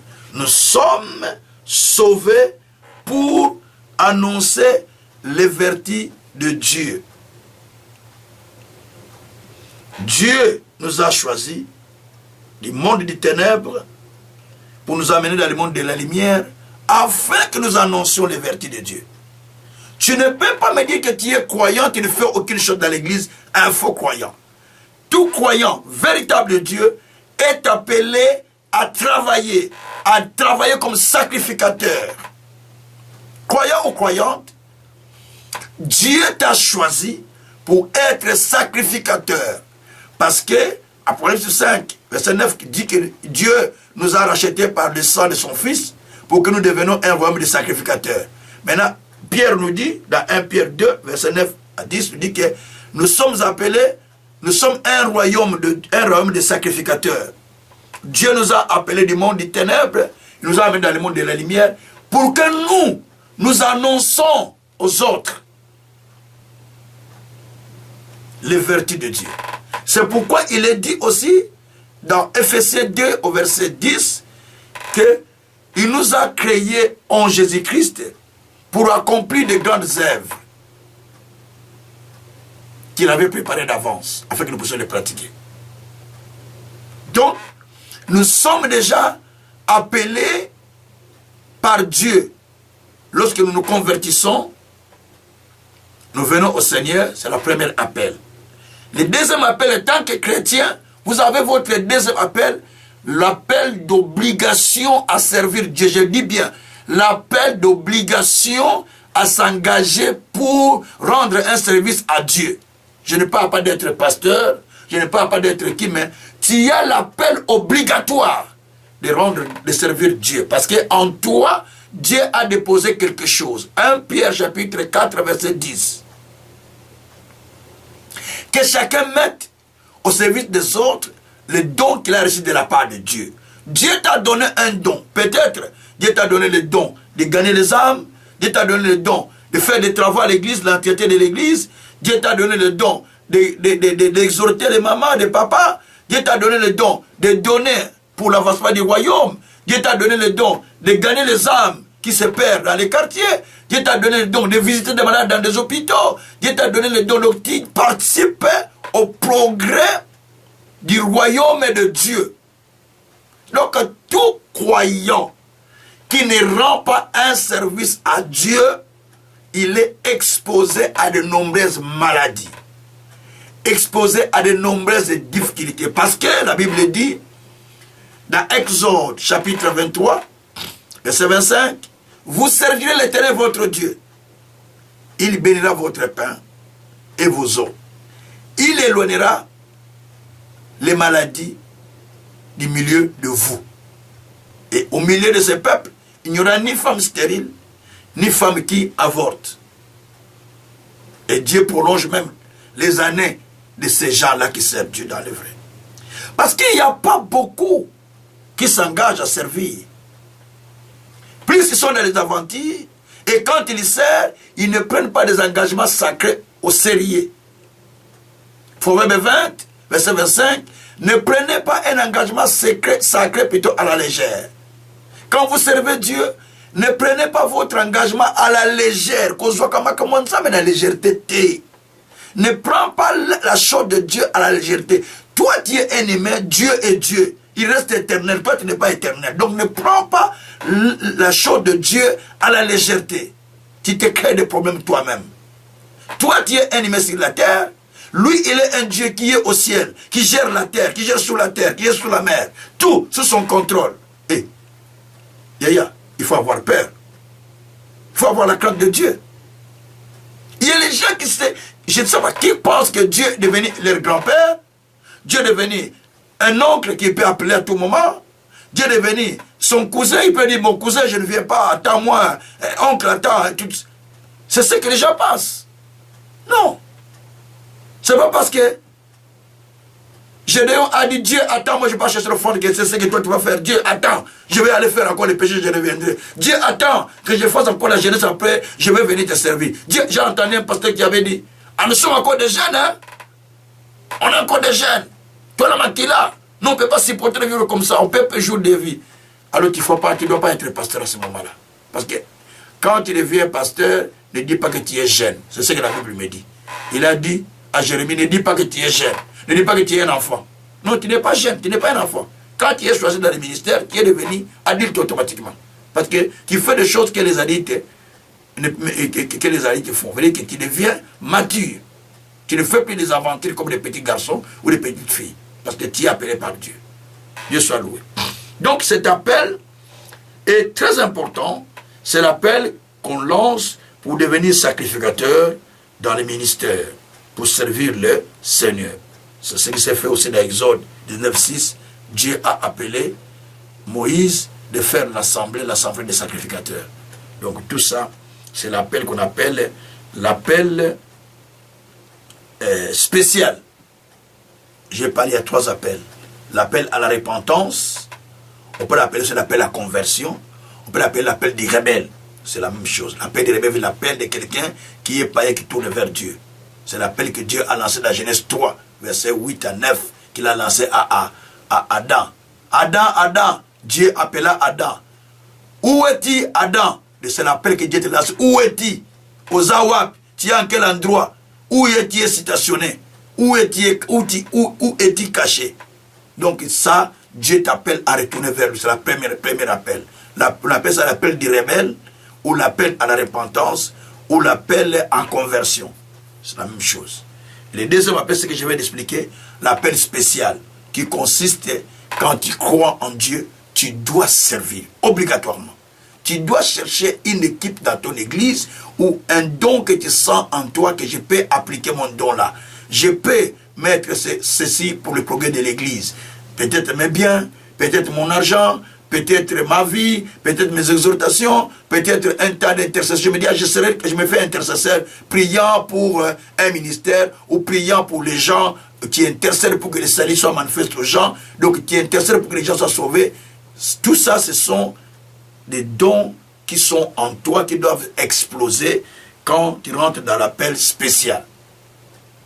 C'est l'appel où on appelle quelqu'un à devenir sacrificateur. Tout le monde, je dis bien, tout le monde dans l'église doit servir. Il n'y a pas de spectateurs dans l'église de Dieu. Tout le monde doit servir à l'église de Dieu. Il n'y aura pas de spectateurs. Tout le monde doit s'engager à servir le Seigneur parce que Dieu nous appelle à être sacrificateurs. Ephésiens 2, verset 10, que nous avons été créés en Jésus pour rendre service à Dieu.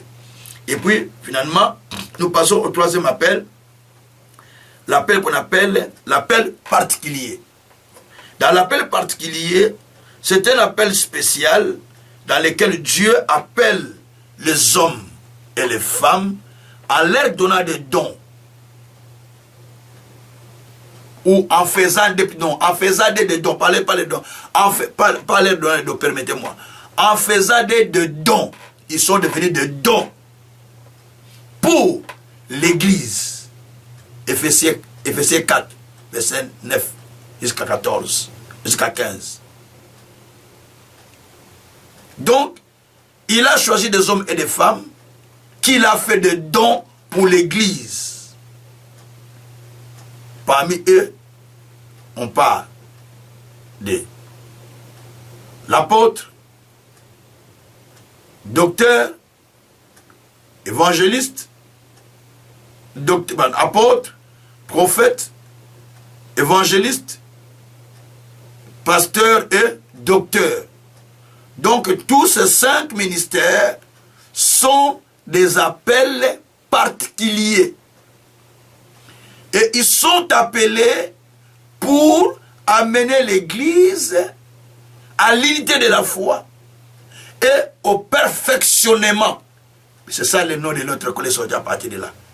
Pour amener les gens au perfectionnement en vue de l'œuvre du ministère. Posez-vous des questions. L'église où vous allez, les gens que vous rencontrez, ces gens-là, font-ils réellement le travail d'amener les gens au perfectionnement? Pour amener les gens à être perfectionnés, c'est là ce qu'aime la parole. C'est-à-dire, amener les gens à la maturité, amener les gens à la stature parfaite du Christ, ce que dit la Bible dans ce texte. Amener les gens à être perfectionnés. Donc on commence à enlever les imperfections, les erreurs, tout. C'est ça le travail des ministres. Maintenant, est-ce qu'ils font ce travail de perfectionner? Est-ce qu'ils font le travail d'amener l'unité de la foi? Au contraire, ils divisent. Quand vous regardez les intérêts, qu'est-ce qu'ils font? Il faut que diviser les gens. Diviser les gens. Décourager mais ceux qui devaient s'attacher. Et quand je vois des titres, je dis, mais comment? Moi, je ne lis pas. Je vois seulement des titres, je dis, oh, un tel pasteur a répondu à un tel prophète. un tel prophète s'est justifié en disant qu'il n'a pas fait ça. Un tel affaire, il n'a pas fait ça. Donc vous allez voir des choses, et les chrétiens, vous allez voir des vies, quand vous regardez les vies, autant de vies, des millions de personnes qui ont regardé ça. C'est-à-dire que ces millions de personnes sont mortes dans la foi. C'est pourquoi il n'y a pas la vraie foi. Il y a peu de gens qui ont la vraie foi. Parce que la plupart ont une foi fausse. Parce qu'ils écoutent tellement les gens et leur foi est braquée que c'est les gens, que c'est Dieu lui-même. Alors c'est très dangereux pour l'Église. C'est dangereux pour l'Église. Il faut que l'Église soit assidue dans la vraie connaissance de la parole de Dieu pour que l'Église évolue. Le pasteur lui-même, s'il n'est pas assidu dans la connaissance véritable, comment il peut amener les gens à la perfection? C'est la question qu'il faut se poser. Le pasteur lui-même n'apprend pas. Il n'a pas le temps d'apprendre. Il lit seulement les versets de mes par prêcher. Il lit les versets de mes par prêcher. Il n'a pas eu le temps de se perfectionner lui-même. L'apôtre Paul dit, nous avons fait de ces choses une application dans notre propre vie. Dans l'appui de l'apôtre, c'est dans ma propre vie. Nous avons fait des choses, une application dans notre propre vie, avant de l'enseigner aux gens. Il faut que ces choses deviennent d'abord une application en vous-même. 1 Corinthiens 4, verset 6, je me trompe, je crois verset 6. Paul a dit qu'il faut que les choses sont devenues une application d'abord sur nous, avant de l'appliquer à d'autres personnes. Comment voulez-vous prêcher des choses pour lesquelles vous l'avez pas appliqué vous-même, mais vous voulez le faire appliquer chez d'autres personnes? Donc c'est-à-dire que là, c'est ça, 1 Corinthiens 4, verset 6.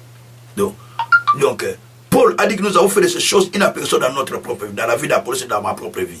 Voyez, ils ont appliqué ces choses avant d'aller chez les autres. Donc c'est très important quand vous suivez la voie de Dieu ou quand vous servez le Seigneur. Alors dans l'appel particulier, c'est un appel où Dieu prend les gens au milieu de ceux qui servaient déjà Dieu, qui étaient dans l'appel spécial, qui était à l'intercession, qui était aux soins de l'église, qui était à l'encadrement des mamans, qui était, je donne des exemples qui se sont dans l'église, qui était dirigeant de la chorale, qui était dirigeant de l'intercession, bien qui était intercesseur, bien qui était l'équipe, je ne sais pas, de nettoyage, tout ça, peu importe. Mais Dieu va prendre quelqu'un au milieu d'eux, il fait de lui maintenant un appel particulier qu'on appelle le ministère. Il appelle au ministère et il commence à servir maintenant au ministère. Mais avant de servir, il y a un temps de préparation. Parce qu'il y a un temps d'appel, il y a un temps aussi de préparation. Un temps où Dieu appelle, mais il y a aussi un temps de préparation. Alors il me reste, il y a plus de minutes, mais je vais prendre parce que j'ai commencé avec je crois que je vais mettre 10 minutes et puis j'ai clôturé. Alors l'appel au service. Quand Dieu vous appelle, comment vous pouvez vous préparer pour le ministère? Ceci est appelé la préparation en vie du ministère. La préparation en vie du ministère, c'est le deuxième chapitre. Maintenant, premièrement, c'est l'appel au service que je vais expliquer. Quand nous nous convertissons, nous sentons le désir de servir Dieu au fond de nous-mêmes. Nous sentons le désir de servir le Seigneur. Nous comprenons aussi que nous appartenons à Christ. Nous n'appartenons pas à nous-mêmes parce que nous avons quitté le monde des ténèbres, nous sommes venus dans le monde de la lumière. Selon Colossiens 1, verset 12 à 13. Dans le verset 13 précisément, qui nous a fait quitter le monde des ténèbres, il nous a mis dans le monde de la lumière de son Fils. Donc nous avons quitté un monde pour aller dans le monde de la lumière. Maintenant, quand nous venons à Christ, il nous faut maintenant savoir que après la conversion, en servant le Seigneur, il y a l'appel qui peut venir, comme je l'avais dit au début, il y a l'appel de Dieu. Mais l'appel doit être clair, ne doit pas être l'appel tâtonnant. Il faut que l'appel soit clair, comme nous l'avons senti chez Paul, Romains 1, verset 1. Paul, appelé à être apôtre par Jésus-Christ. Paul, apôtre, selon la volonté du Christ, non des hommes. Qui peut être apôtre selon la volonté des hommes. Donc il faut que l'appel soit clair. Et là, quand l'appel est clair, tu ne commences pas le ministère directement. Ça, c'est la plus grande erreur de beaucoup qui ont reçu l'appel et sont tentés de demander à le ministère. Ah, mon Dieu. Il y a beaucoup de choses qu'il faut expliquer aux gens. Mais c'est un peu regrettant que les gens n'aiment pas de formation. Ils se disent, ça c'est pas pour nous, c'est pour des petits. Ok, c'est pour des petits. Donc, il faut qu'il y ait l'appel au service. Dans l'appel au service, il y a plusieurs personnes qui sont appelées au service. Il y a 3 ministres, 3 types de ministères. Les ministères appelés par Dieu, les ministères appelés par les hommes, et les ministères qui se sont appelés eux-mêmes. Nous sommes dans Matthieu 19, verset 12. On parle de 3 sortes d'iniques. Les iniques qui se sont appelés eux-mêmes, les iniques appelés par Dieu, les iniques établis par des hommes. Dans les ministères aussi, il y a 3 types de ministères. Les ministères appelés par Dieu, les ministères établis par des hommes, les ministères qui se sont établis eux-mêmes. J'explique. Le premier ministère, le ministère appelé par Dieu. C'est le ministre appelé par Dieu lui-même. Soit pasteur, apôtre, évangéliste, prophète, docteur. Soit des ministres appelés par Dieu lui-même. Mais il faut que l'appel soit vraiment clair. Deuxièmement, nous avons ce qu'on appelle les anciens et les diacres. Sont des ministres établis. 1 Timothée 3, à partir du verset 6e. Ce sont des ministres qui sont établis. À partir du verset 8e d'ailleurs, des diacres et des évêques, donc on appelle les anciens, ils sont établis par les apôtres. Non, par le leader de l'église qui établit les anciens dans son église, dans son assemblée locale.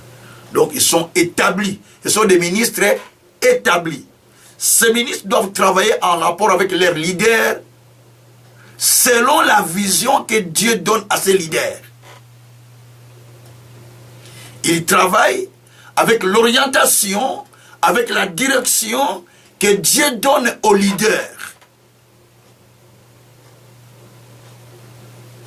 Parce qu'eux-mêmes, ils sont sous l'onction de la personne qui détient la vision. Et ce qui fait que lorsqu'ils se déplacent, ils ne sont plus sous l'alliance. Dieu ne les voit plus sous l'alliance à ce moment-là.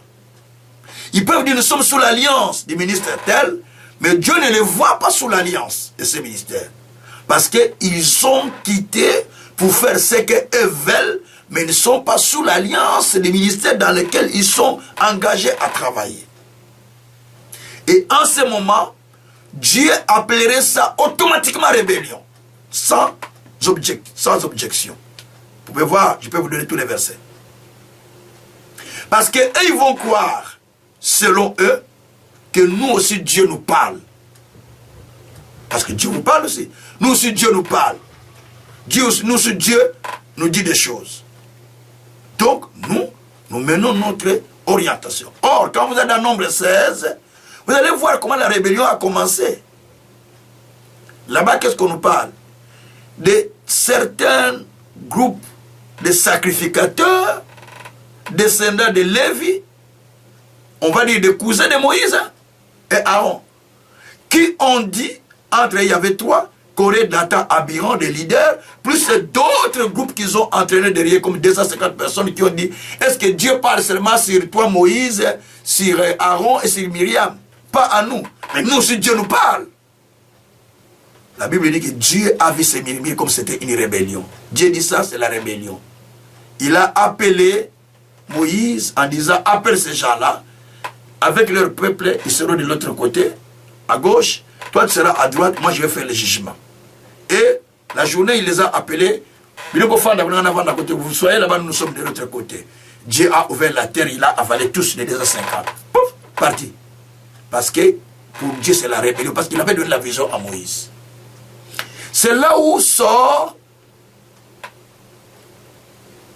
le message même d'Esaïe, quand Esaïe va dire dans Ésaïe 8, pardon, Ésaïe 9. Quand Ésaïe 9 dit, verset 7, 6 à 7, que Dieu a donné une parole à Moïse, à Jacob, cela est tombé sur tout Israël. Ça veut dire que Dieu a donné une orientation à Jacob, une parole à Jacob, cela est tombé sur tout le peuple d'Israël. Mais il y a une personne qui a reçu les paroles. C'est là où David nous dit aussi que l'huile, pour Psaume 133, l'huile descend sur la tête d'Aaron, ça descend sur les barbes et ça passe sur les vêtements. Donc ça ne descend pas sur les vêtements, ça se passait par la tête. Ça ne descend pas sur les barbes, ça passait par la tête. D'abord c'est la tête, les barbes, les vêtements. La tête, c'est la personne qui est visionnaire, à qui Dieu a donné la vision. Les barbes, c'est les serviteurs de Dieu. Les vêtements, c'est le corps de l'église qu'on appelle l'église, l'assemblée. Donc, quand ce principe n'est pas respecté, vous allez travailler quoi que avec papa nous sommes bien. Vous n'êtes pas bien avec lui. Non, je vous dis ce qui est vrai. Au contraire, vous êtes en égarement. Il y a 200 pasteurs du ministère des chapelles des vainqueurs, à un certain moment, se sont révoltés contre le bishop David Oyedepo. Il y a, je crois, 5-6 ans, je ne sais plus combien d'années. Ils se sont révoltés. Ils ont dit, mais non, nous aussi, on a la vision, nous aussi, Dieu nous parle. Pourquoi on ne seulement prêcher les thèmes qu'il lui donne, nous aussi, Dieu va nous parler. Ils se sont révoltés, les 200 sont allés me porter plainte contre le bishop. Qu'il les maltraite, il ne les paye pas bien, ainsi de suite. Et il a payé à chacun, on lui a demandé de payer à chacun 80 000. Il a payé à chacun 80 000, 80 000, ils étaient 200. Il a payé à chacun passer 80 000 pour la fin du travail, pardon, la fin du contrat. Il a payé à chacun 80 000 $. Mais ils sont partis, en peu de temps, beaucoup s'étaient divorcés, beaucoup sont morts, beaucoup ont été rétrogradés, beaucoup sont en train de périr, cherchent à retourner, à demander pardon. Le bishop dit, il n'y a pas votre place ici, c'est fini trop tard. Nous, quand vous sortez, c'est fini. Chez lui, quand vous sortez, mais ne revenez plus. Hein. Donc, c'est fini. Et c'est parti. Pourquoi? Parce que il croyait que, et aussi Dieu, non, Dieu peut vous parler, particulièrement à vous, mais quant à la direction que vous devrez mener, pour le ministère, je parle pas pour vous-même, pour le ministère, il y a un leader que Dieu a établi. Celui que Dieu a établi, c'est lui qui vous apporte la direction. C'est lui qui vous donne l'orientation même de l'année. Vous suivez ce qu'il vous dit pour que vous puissiez partir. C'est ce qui amène beaucoup de complications dans des églises, surtout francophones. Ils ne travaillent pas dans la même vision que leur leader. C'est pourquoi il n'y a pas de résultat. Comme Dieu l'a dit, comme Dieu l'a promis au leader, comme Dieu l'a promis dans la vision. Et ce sont des éléments qu'on voit. Parce que simplement, chacun veut se croire ministre. Parce que tout le monde est ministre, mais il y a des niveaux, il y a des tailles. L'apôtre Paul était ministre. Il a trouvé Barnabas qui était apôtre avant lui. Mais qu'est-ce que Barnabas a fait? Il a compris que je suis apôtre, mais je dois travailler avec cet homme. Il s'est attaché à Paul. Il voyageait avec Paul. Il était parti avec Paul. Pourquoi? Il s'est attaché à Paul à travailler avec Paul. Parce qu'il avait compris. Dieu lui a dit, mettez-moi à part Barnabas et Paul. Pour l'œuvre à laquelle je les ai appelés, il dit, il s'est attaché à lui. Il a dit que c'est par lui que je pourrais connaître mon ampleur. Donc sans Paul, il ne pouvait pas connaître son ampleur. C'est à partir de Paul. Mais il était apôtre, comme Paul aussi. Vous voyez, ce sont des éléments à comprendre lorsque vous faites le ministère. Et quand vous faites cela, vous allez comprendre que le ministère, on ne le fait pas n'importe quelle façon, mais on le fait selon la vision que Dieu vous donne. Selon la direction que Dieu vous donne. Et lorsque maintenant, le ministre est appelé, il y a un temps qu'on appelle le temps de la préparation, pour que le ministre ne soit pas prématuré. Donc il y a un temps de préparation où le ministre doit faire ses efforts d'apprendre, de se laisser instruire, de se laisser corriger, de se laisser redresser. Il doit prendre le temps d'une préparation sérieuse. Vous savez, quand vous regardez le ministère de Moïse, Moïse était bien préparé. Il a fait 40 ans. Acte 7. Lisez bien Acte 7. La Bible dit à partir du verset 20, mais à partir du verset, je crois, 15, vous lisez, vous descendez, vous allez voir que Moïse était préparé. D'abord, la Bible qu'il a été instruit avec la sagesse égyptienne.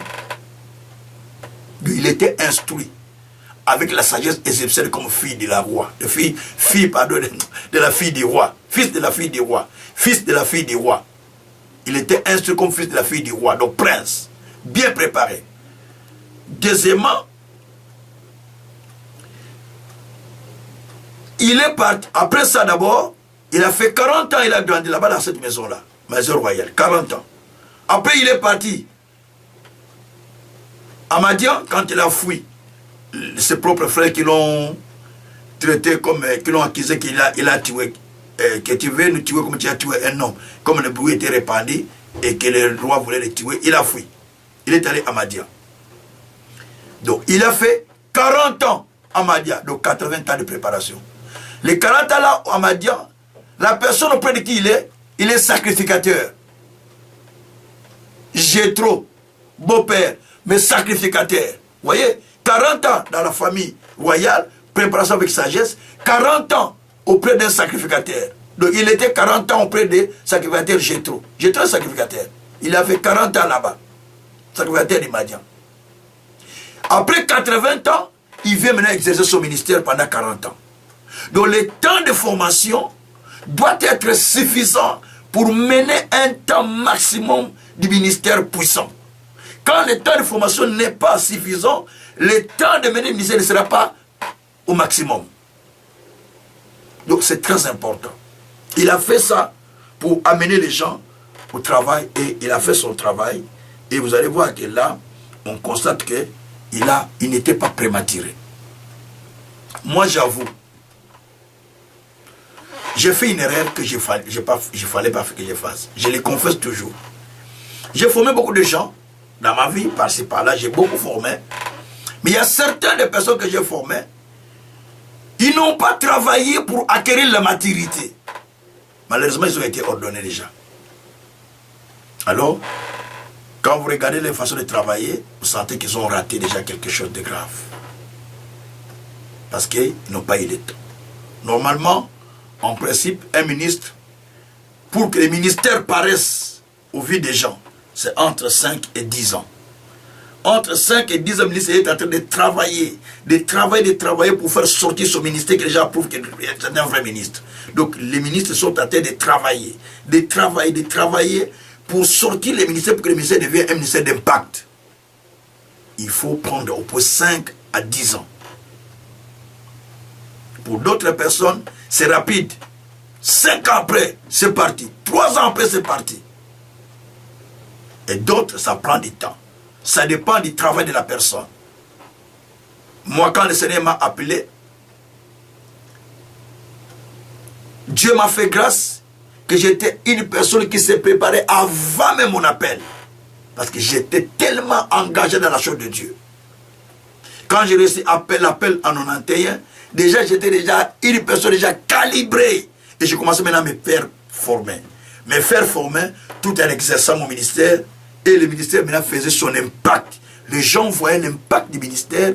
Ils témoignaient. C'est là où est sorti le nom de Omurulo et le nom du Gara de la doctrine. C'est dans l'église où je suis sorti, à ce ministère. C'est là où on m'appelait Gara de la doctrine. Les pasteurs, mon père qui m'appelait Gara. C'est mon père spirituel qui m'appelait ce nom, qui m'a donné ce nom. Gara de la doctrine. C'est mon père spirituel. C'est lui qui m'a donné ce nom qu'on appelle Gara de la doctrine. Ce n'est pas moi, mais c'est le père spirituel qui m'a donné le nom de Gara de la doctrine. Donc là, vous sentez que j'étais en train de faire l'œuvre de Dieu, en train de travailler dans le ministère, mais à ce moment-là, on m'appelle Gara de la doctrine à cause de ma façon de se concentrer dans le ministère. Parce que j'étais tellement concentré dans le ministère qu'on m'appelait Gara de la doctrine. Et c'est très important. Donc dans le ministère, vous devez savoir que quand vous êtes appelé, il faut travailler pour sortir ce qui est en vous. Et ça va prendre du temps. Pour certains 3 ans, pour certains 5 ans, au maximum. Donc il faut compter 5 à 10 ans pour que ça fasse l'explosion. Pour qu'on connaisse ton ministère. pour que ça parle aux vies des gens. Ne sois pas pressé, parce qu'il y a des gens qui sont pressés. Après, vous allez voir. Pourquoi? Il n'a pas eu le temps de préparation. Il descend vite. Un peu de gloire. Chute avec les femmes. Chute avec ça. Chute avec l'argent. Chute avec ça. Parce qu'il n'a pas été préparé. Il faut un temps de préparation. Dieu prépare, des fois par des épreuves.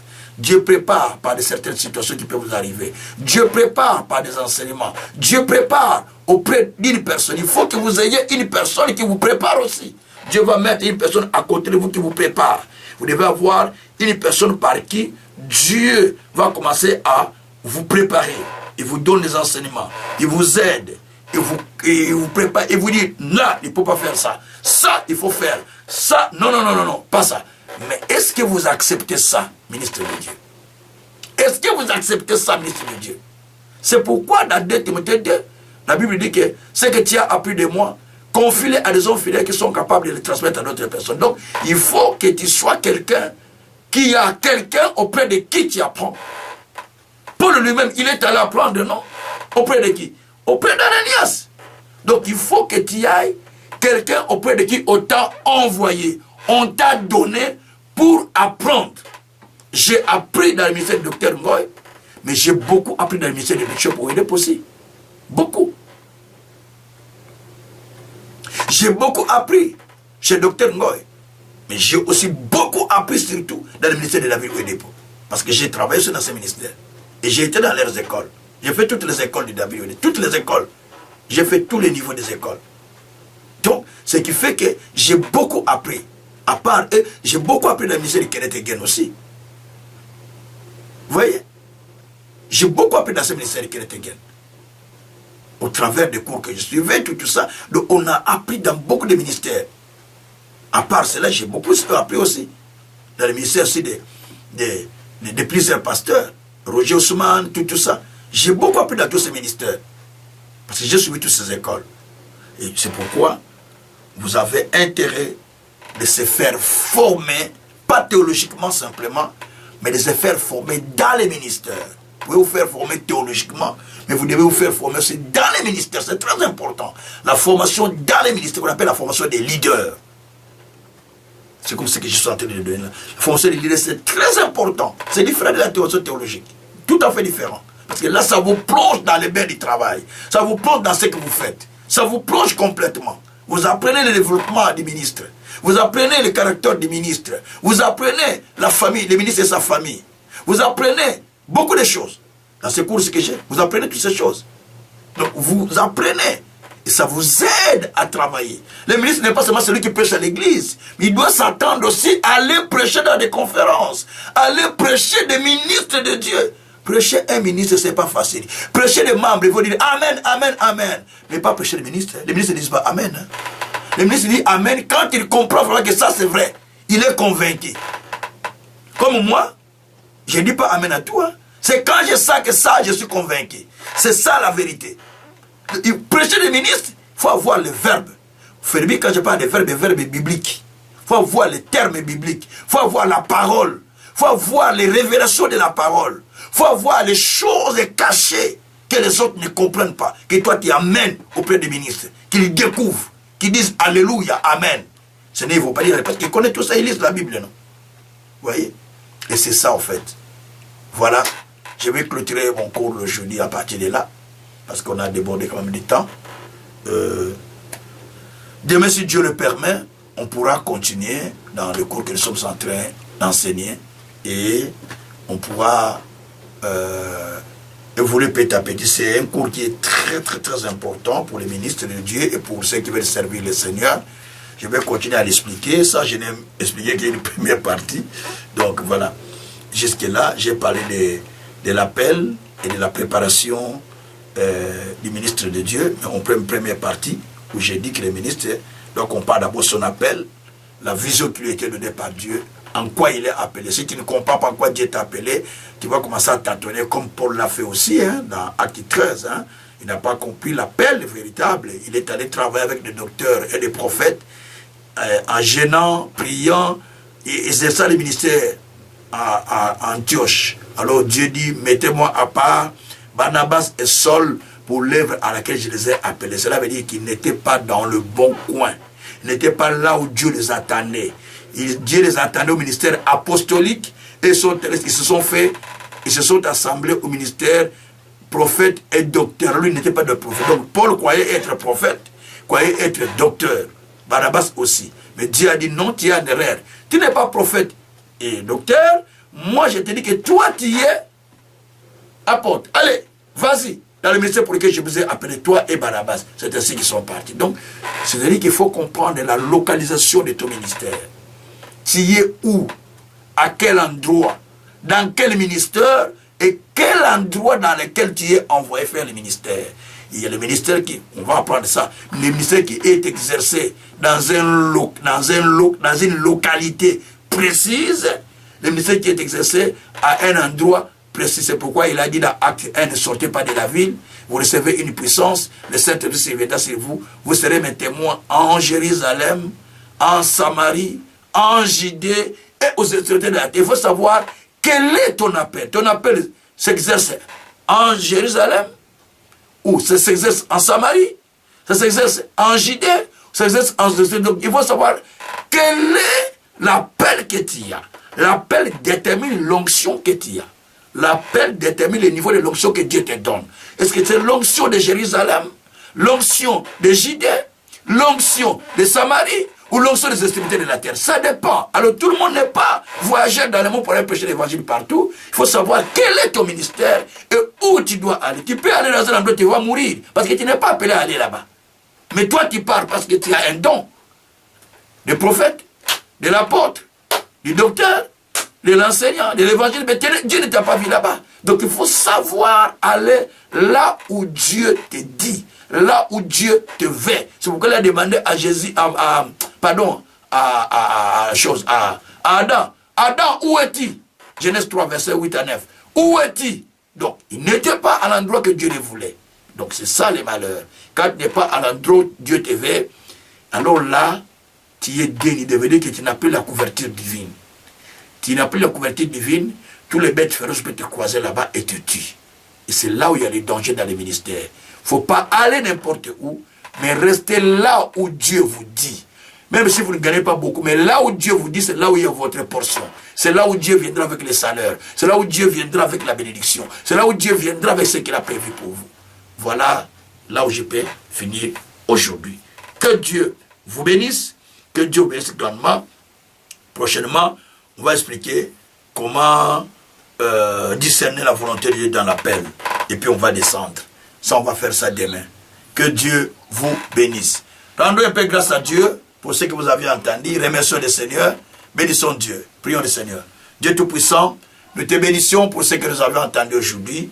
Pour le ministère que nous avions appris, Papa. Nous ne voulons pas aller n'importe où pour te servir. Mais nous voulons te servir, Seigneur, selon l'appel que toi tu nous as adressé. Éternel Dieu, nous ne sommes pas ceux-là qui courent, mais nous sommes ceux-là qui veulent suivre ta volonté, suivre ta voie. Éternel Dieu, combien aujourd'hui les gens se perdent, combien aujourd'hui les gens ne sont plus dans le ministère pour lequel tu les as appelés, mais ils sont, Seigneur, par-ci, par-là. Papa, amène-nous à suivre ta voie. Amène-nous à marcher dans tes principes. Amène-nous à faire ce que toi tu as voulu.